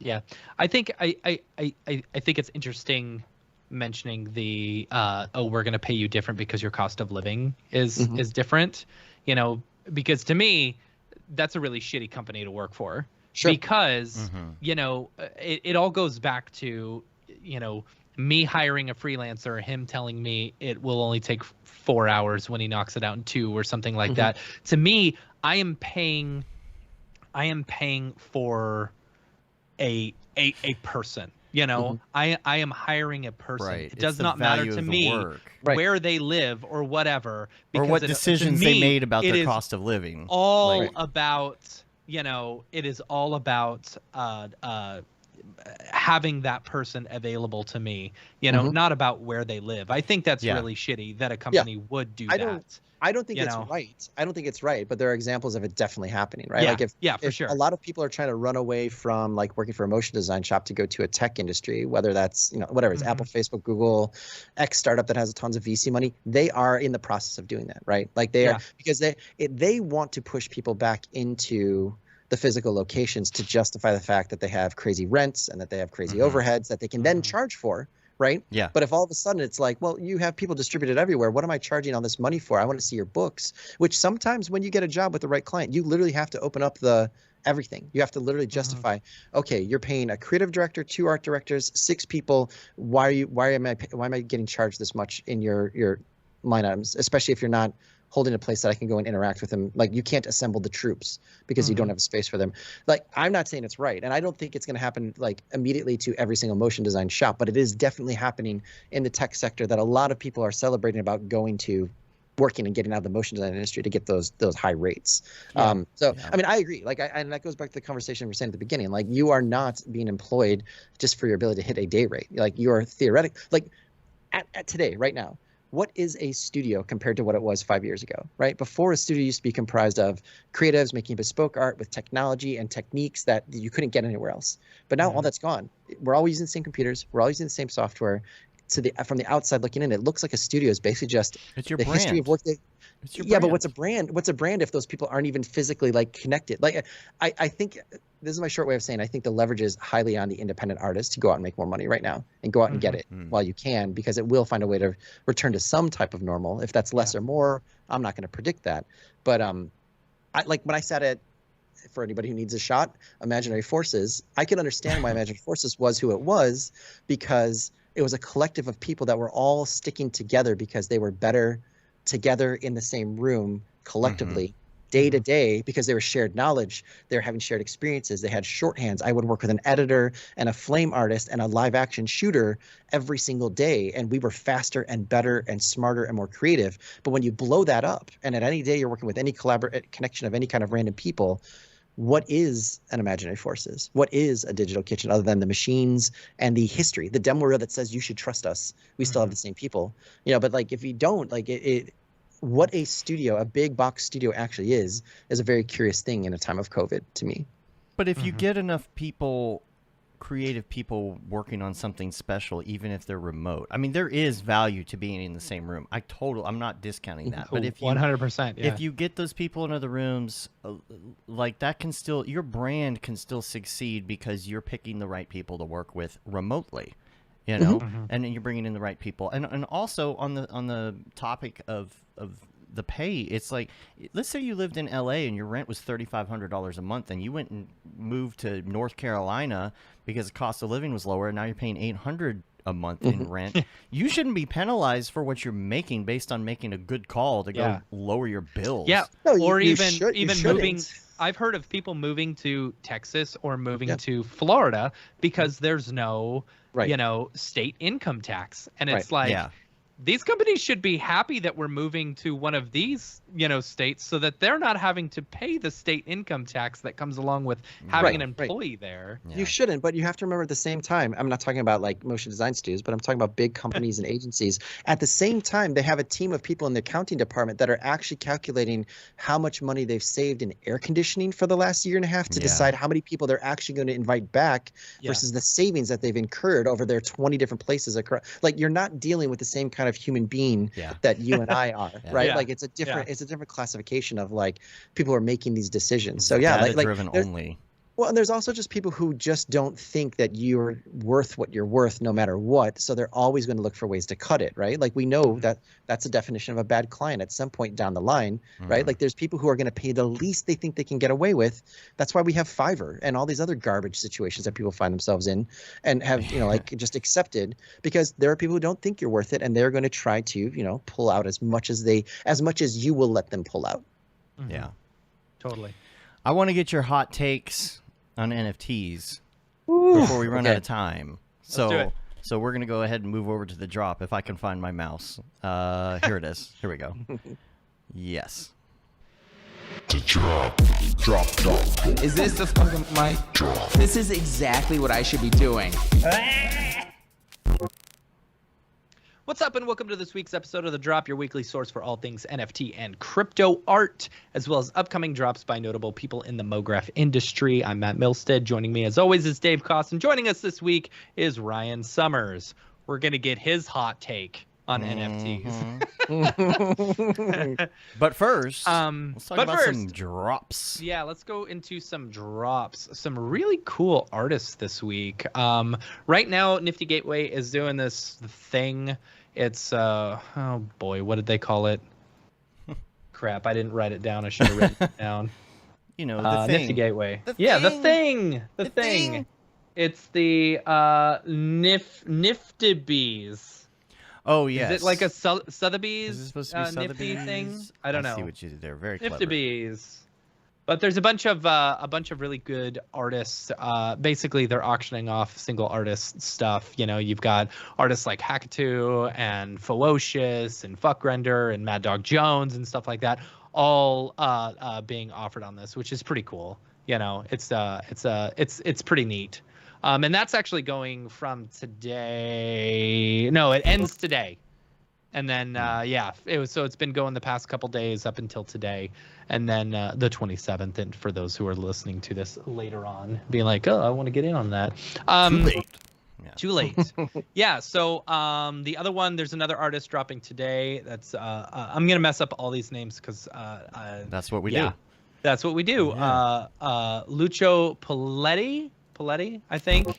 This one was really cool. The art pieces are really, really rad, you know. So this might be one that I hop into and purchase. Let me see if you go.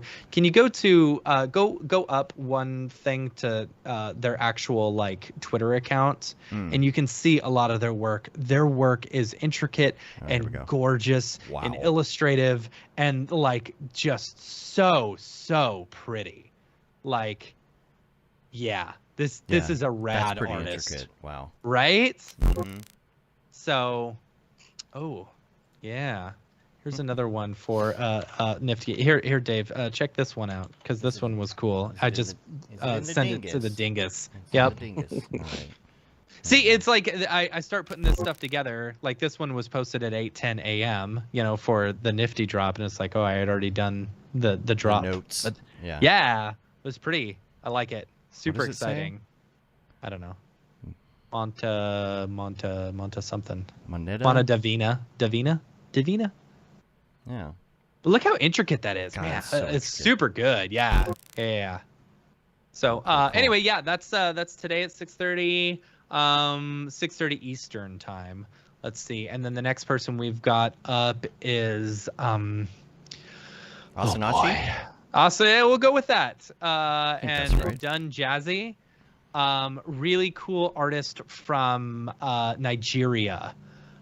So has these like super cool looking like. They show off the work anywhere, or no, they don't. Why not put the work? in I don't these? know. I don't know. See, it's frustrating. I feel like your Nifty work. Gateway like talks to these people and says, oh, you need to do a video, but you need to tease it. It's like they tease it, but they don't actually show the work. All I ever want to see is the work. Like, Yeah. the last person that we saw, I saw that work was cool, and I was like, yes, I will probably buy that. You know. Right. But like not showing off the work. Now, Unless you I know mean, the you artist, can go to right? their If Twitter you know the page artist, and you can you'll- see the artist and you can see what their work. You know, this one, it's cool work. It's cool work. You know, but it's like, yeah, show me a cool like preview. So that one's on the 29th. Next up on the 30th, Anthony Azequo, super great artist. Like this is killer work. I believe this is another Nigerian artist, I believe. I wonder if this is digital drawing or if this is. I think this paper. is actual physical like painting and stuff like that. Yeah. Because the Red Man that he did, you'll see it's like a bright red but see painting the and stuff. see the difference in reaction when we can actually see this and be like, wow, Yeah, look at this art, absolutely. as opposed to like just a thing that says, this. hey, I have a drop. Right. Like- This is gorgeous work. So, but also you have to keep in mind that was I posted that in there because I couldn't find one that said, oh, this is my upcoming drop. I just posted their work so that much you more could see impactful what to it's like. see But that. man, it's gorgeous stuff. Yeah. Super gorgeous stuff. Yeah. So let's see. That's it for Nifty Gateway. Just a few things. Then over on Maker's Place, Tom Morello from Rage Against the Machine is doing a drop with Right. Peter Moorbacher, I believe. It's like I want to say it's like a Dungeons and Dragons-y type thing, you know. one looked like the Order of Warcraft. Karos. Yeah. Karos. Yeah. It's the collection of the characters and heroes he played from his childhood basement. You know, Dungeons and Dragons. That's I mean, very pretty looking stuff. I find it weird that it's Tom Morello, but whatever. You know. I thought it was weird last week when what's her name? Shakira was doing a drop. But that one ended up doing quite well. I believe one of them sold for $30,000, which is crazy. And it didn't do as well as what was the other one? It didn't do as well as T-Pain. T-Pain. Like I'm surprised, dude. T-Pain's was legit. Yeah, it from was. like It a was. from like Shakira's was like these very pretty cinemagraphs and stuff like that. But man, T-Pain's like that's still the auction's still going on, and it's only up to like $2,000. It's like, man, if I had the money, I would buy that one because that T-Pain one was sweet. Mhm. You know. All right. Yeah.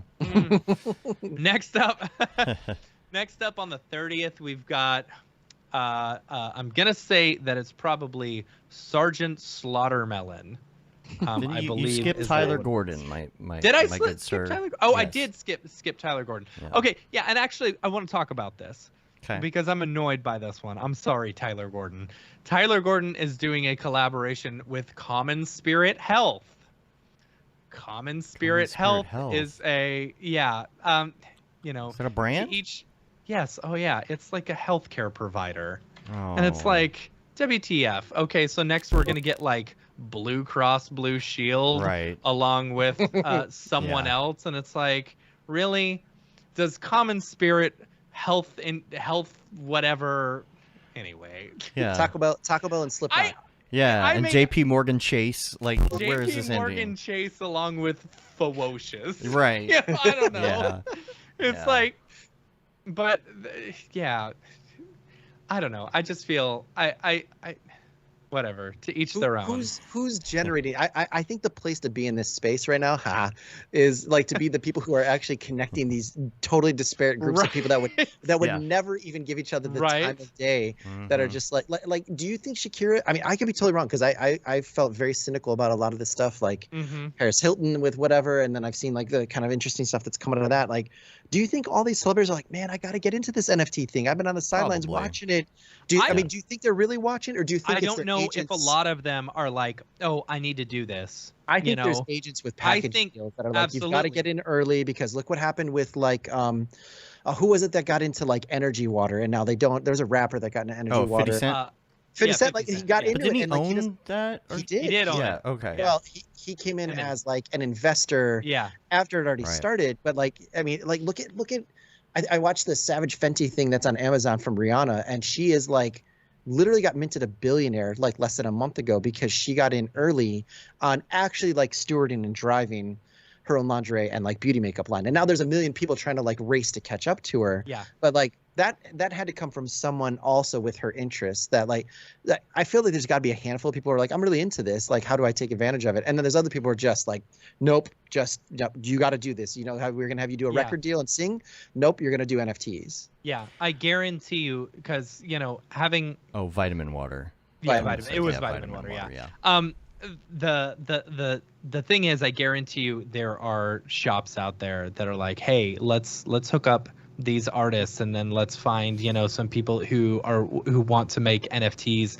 I guarantee you a lot of these people. T-Pain, I bet you anything, someone didn't approach him. I feel like did it. He found somebody. yeah. Yeah, he found someone. But you this is know? a good opportunity for people who are looking to find brands, I guess, to get some work Yeah, with. right. I mean, personally, I think I'm going to hit up CVS's nice brand, cornflakes, and see if we can do a collab. Right. You Right. know. Absolutely. Dude, Dorpy needs to get on that Kibbles and Bits and be Purina. like, Kibbles that and Bits. Purina. Yeah. That's right. I think it's a good idea. Awesome. Right? So, So yeah, actually, absolutely. Like Yeah. like James says, when money's involved, people bend. But money dough. Because you talk about I mean, it's very easy just to say, oh, Paris Hilton made this much. Oh, Shakira just made this much. Oh, there's an NFT artist named Beeple who you may not have heard of who made this much, and it's like, what? Yeah, there's oh definitely, yeah, like- dollar signs. Okay, just sign me up. Yeah, Whatever. there's- you know, there's use my boardrooms music. lining up. Yeah. Judi Dench for Meanwhile, sweater. then you have the them not realizing that they're also going to have to pay the record label and stuff like that, and they're going to end up coming home with like $20, Right. right? And- After and the record also- labels take all their money. Burning whatever kind of authenticity they have as actual capital too for anybody if Right. they ever want to do it again, right? Like I don't feel like this space is going to have a short-term memory for a lot of this stuff, right? If somebody genuinely wants Yeah. to try to get back in, like, but you were the one who did this. Like, wait a second. Yeah. Like it feels like there is like you're either in it or you're not, and you're either taking advantage of it or you have like a honest like an interest in just the artist as well as yourself along the way. Absolutely. Oh, you let's got see. one more. Yeah, I got one more. Sergeant Slaughtermelon. That's right. Love that Let's go name. back to Sergeant Slaughtermelon. This one was cool. So, like, reading the description, it's a project in creating digital art with glitch aesthetics, sometimes using processing scripts that are altered or that's coded from interesting. scratch, which is pretty cool. Yeah, So, really? you know, Huh. like creating generative art and stuff like that by doing coding. I think that's rad, you know? Like, that's a new, I don't know. It's cool. I feel like that goes well with the NFT space and stuff like that. Yeah. So, community. We got some community here. Yes. Got to talk about Paul. Yeah, let's talk about Paul. So, our good friend, Mr. Paul Robinson, our original fan, you know, has been killing it in the NFT space, you know, and I'm super happy for him. He just released a 3-part NFT. It is you can get all 3 parts on Maker's Place. Right now while there's still some left, I think they're getting sold pretty quick. So let me see. I love the I'm looking it concept up. of the choose your own ending thing. That's just really cool. Yeah, I love that yeah, concept. That is cool. And I'm trying to look it up, but Collect my 'em now. stupid. What are you trying to look up? I'm trying to actually look it up, but you know, Maker's Place's search is awful.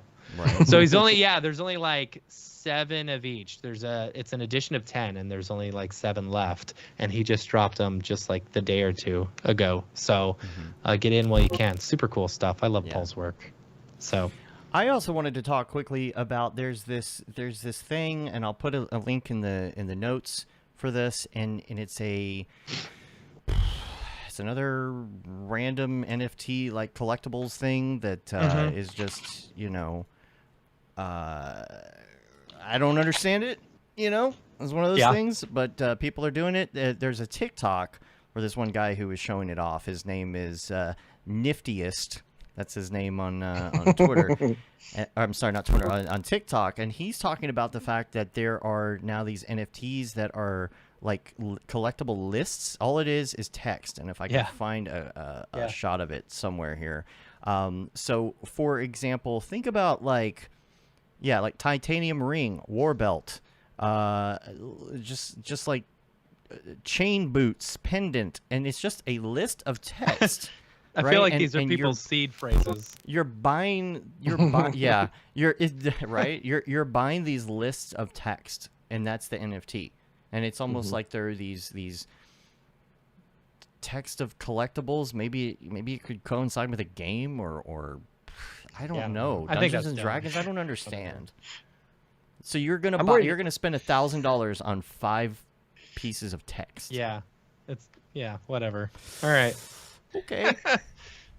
All right, we'll go with that. If you guys don't understand it, I get worried because I feel like this is where everybody who has the worst inclinations about NFTs, like they feel justified, where they're like, see, and they just start pointing, like that's what I meant. That doesn't make any sense. Like, But the thing is, like when you're doing NFTs, sometimes you hear something like that. I mean, let's think about NFTs in general. When you hear about NFTs the first time, you're like, it's what? And then you're like, oh, I get it. So maybe these text things will make sense down the line. Yeah. You know, maybe I'm just not cool enough to understand. You know? Yeah. But we'll see. We'll see. Check out that TikTok. Follow that dude. He seems pretty interesting. Maybe he's got the answers. Yeah. maybe it's him. Maybe he's the engine driving it all. Yeah. Yeah. It's all a What ploy. does Dorpy think about that? What does Dorpy think about that? I don't have any comments from Dorpy on that, but you know, I think he is supposed to show up at any point now. Oh, there he is. Oh, there he is. Oh, Dorpy, what a surprise. I wasn't expecting you. How's it going? It's pretty good. I'll make this quick today because I got a lot going on in the bark round. In the back. Oh gosh. The background. That was a good. That's a dad joke / fun. Yeah. That one's probably the worst one you've had so far. Okay, keep going. I'm working on a new Lego NFT right now. That's my new deal. Well, Okay. I can't call it Lego or I'll get sued, you know. But it's a bunch of Lego dogs in 3D, and it's called Everything is Possum. Oh gosh. I feel like somebody's already done that. That's it's ready made. Everything's possible. Yeah, yeah, Stupid poses. yeah. It's really time consuming to get all the bricks placed just right, but I guess you could say I'm building up to it. I just I can imagine EJ's face right now while he's typing. Okay, I gotta go. My lunch is almost ready. I can smell it. I'm cooking up some Wolf brand chili. Oh gosh. Okay, bye. Okay, bye. I think we have to license Triumph the Insult Dog to come on to be on Right? the opposite Oh, side that of the would be window. hilarious. Yeah, he needs a That'd be good. cigar. Yeah, I'm running out of dog puns after 30 episodes, so you're just gonna hear some really bad general puns. You know, I'll just Yeah. pull from my dad jokes for that. I did So- enjoy the Wolf brand chili. That was good. That was good. Yeah. Any other NFT things we want to talk about? before we get out of here Bone today? World that we talked about last Yes. week is actually dropping tomorrow, so that'll be fun. That one, and then you know what? There was one other thing that I wanted to talk about, and I thought this was really really cool. Where is it? Okay, it's called Boss Beauties. This was Boss another one of Beauties. those collectible ones. Bossbeauties.club. It was cool. It was basically these, the NFTs, the generated NFTs where like CryptoPunks or the Visitors or something, where it was all these successful women looking NFTs and stuff like that. Let me see if I can send you the link. I got it. Here The we go. OpenSea collection. Yeah, click on the OpenSea collection and you kind of see what it is if it'll actually load for me. But There we go. it's very cool. It's like all these professional women in different different careers and stuff like that. I don't know. It was pretty cool. And that one blew This up is really cool. quick. Like the floor price for it is already 0.29 ETH, which is crazy. It was really cool. So good to Yeah. see that one These are happening cool. as well. Yeah. Yeah. What are most people using to generate this kind of stuff? Like, is there a lot of scripting and stuff going on? Are people I doing would a lot of this stuff assume manually? so. Seems like a lot of work to get all that. Yeah. Because you look at these in particular. If you use this one as an example, a lot of them have the same hat or the same Yeah. flower. It's just like Yeah. these mix and match combos. I'm just wondering how people are going about creating these Yeah. without having to just kill themselves. I you mean, know? I would assume you could code them all together. So I'm sure you Somehow, can yeah. code something in order to create a whole Yeah. bunch of generative things. I Yeah. bet people have I bet a lot of people have a lot of different systems to go about Yeah. doing. I Yeah. bet there are some people out there trying to manually go through and do each one, and that's got to be just a lot Yeah. of work. Yeah. Yep. Yeah. Ryan, you got anything else NFT wise? Man, I'm not in this space, but I'm curiously interested. I think I'll be totally honest. When it first started, a lot of it rubbed me the wrong way. Mm-hmm. In this, obviously, there was all the environmental concerns, which I'm sure have been Right. talked to death and disproven in Sure. certain ways. And And there's are people getting who are better. just The pieces that and- are yeah. and there's people who are going to stand by that for eternity because it's just their stance. reasons. I find it interesting that there are some whole industries that if you even mention NFT, you're out. Like the TV animation industry. If you even start talking about NFTs, are just get out of here. It's Interesting. just blacklist. People just don't want anything to do with it, for whatever reason. I don't know where what the specific reason is that causes it. I mean, for me, the things that have been really exciting because I'm not in it and tracking it. I feel a lot like if you weren't there at the beginning and are in it, it's like if you were born in the 50s and you went away and worked in a factory and you just came up for air when you're ready to retire, and you thought the world was going to look exactly the same as you expected, and all of a sudden there's rap music. You're like. Yeah. But it's been going for 30 years, and there's all the shared history and knowledge and the clapbacks and all the and you just don't know any of that. I think it's so intense that you need to be on top of everything to understand what's happening. Yeah. The language is still being formed, the systems, the platforms, what an NFT actually even is, what it can do. I think that there's just people who are just I can't hold on anymore, man. I can't keep up with it.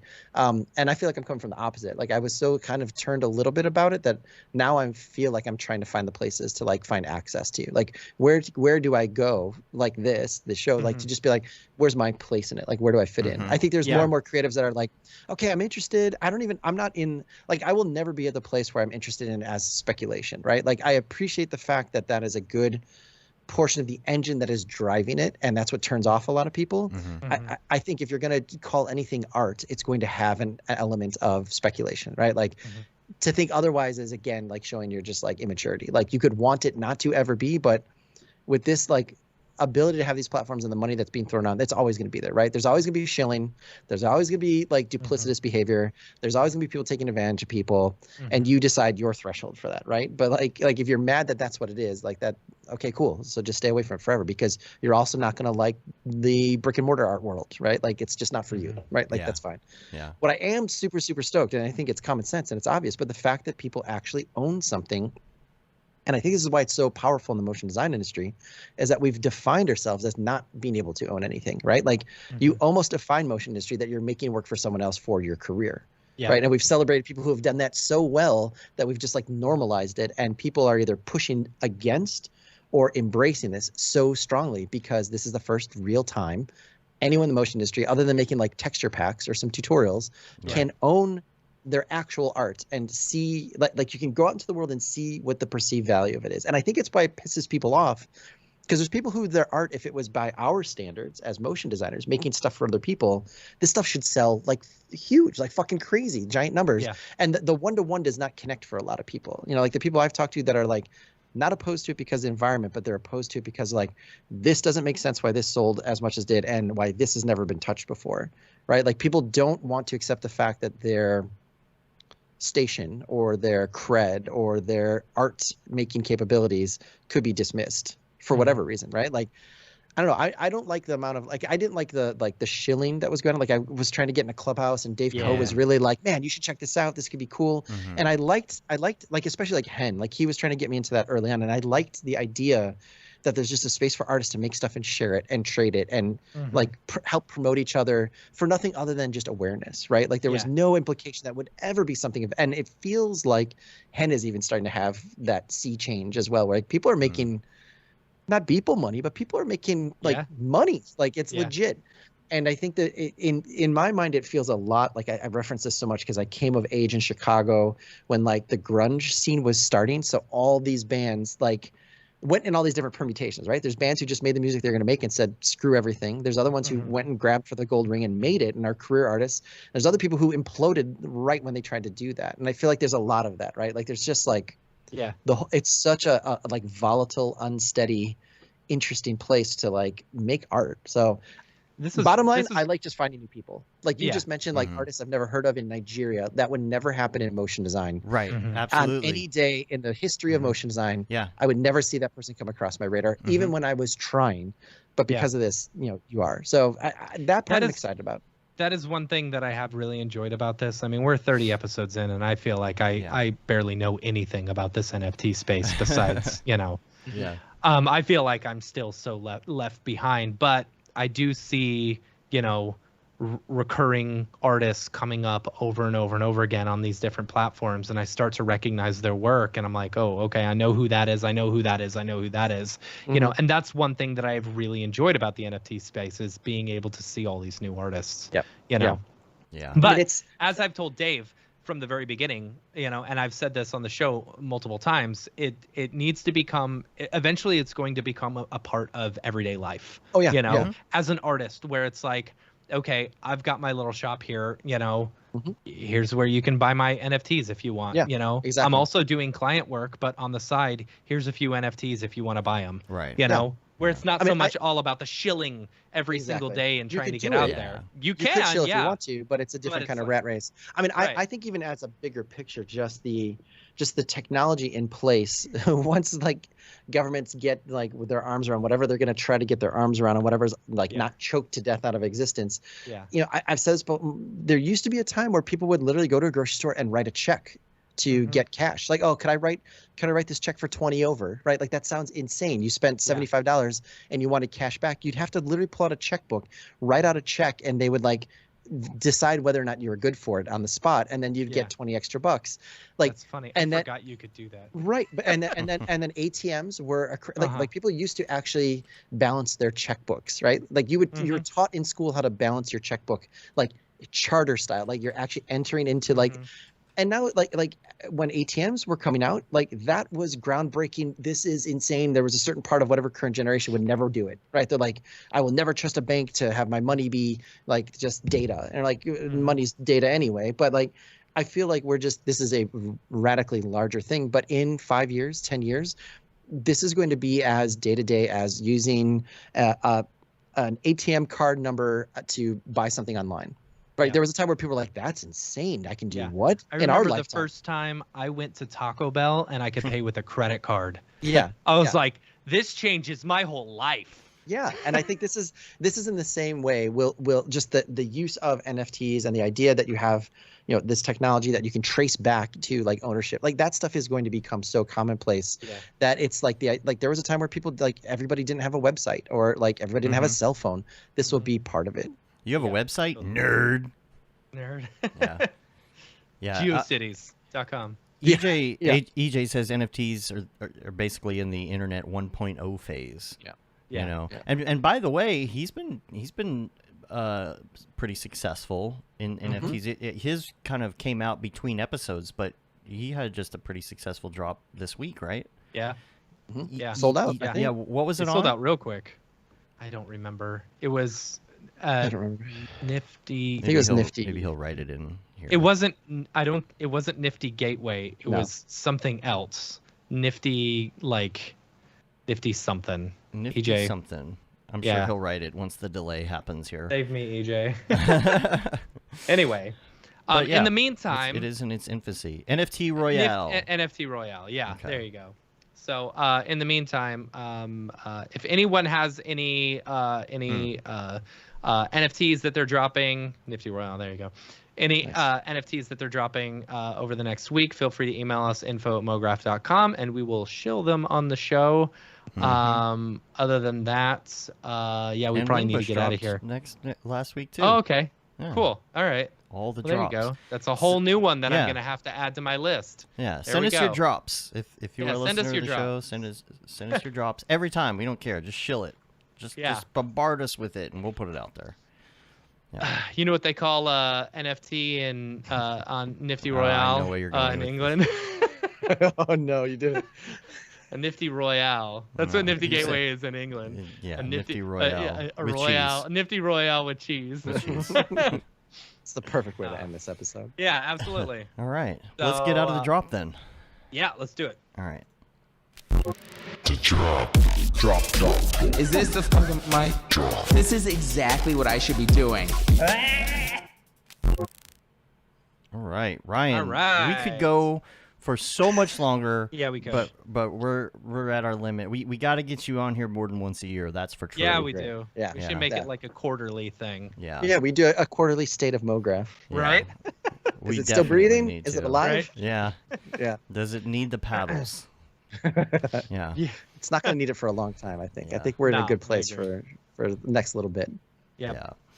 Yeah. We really appreciate you being on. man. Tell us where people can find you on the interwebs if they want to chat with you or maybe Yeah. schedule a meeting or something. Yeah, anything that you could be on. I'm Oddernod, ODDERNOD. You'll see a wrestler with a big red mask on it. And then if you want to reach out to me and chat or do a demo reel review, you can just go to Calendly. It's just CALENDLY.com/Oddernod, and we can chat on a Wednesday sometime in the future. Cool. Love me We some should just Calendly. randomly pick a time Yeah. and then we'll be like, all right, hit record. Yeah. Here's your 15. That'll work well. Here's our Ryan Summers 15 minutes. There Yeah. you go. You know? Yeah, that could work. That'd be awesome. There you go. Cool. Cool. And of course, School of Motion. Check them out as well. Yep. Schoolofmotion.com and sign yourself up for a course. Get that free course in right there. You might as well. Yeah, right? there you go. Yeah, you can pick up Level Up right now. You don't have to wait at all for it. There you go. Do it. Cool. Well, we are going to wrap it up and get out of here. You can rate us on iTunes, leave a review on your podcatcher of choice. Helps get our ratings up. We got that newsletter, yo. I think the newsletter is going to go out this week. I think we'll try.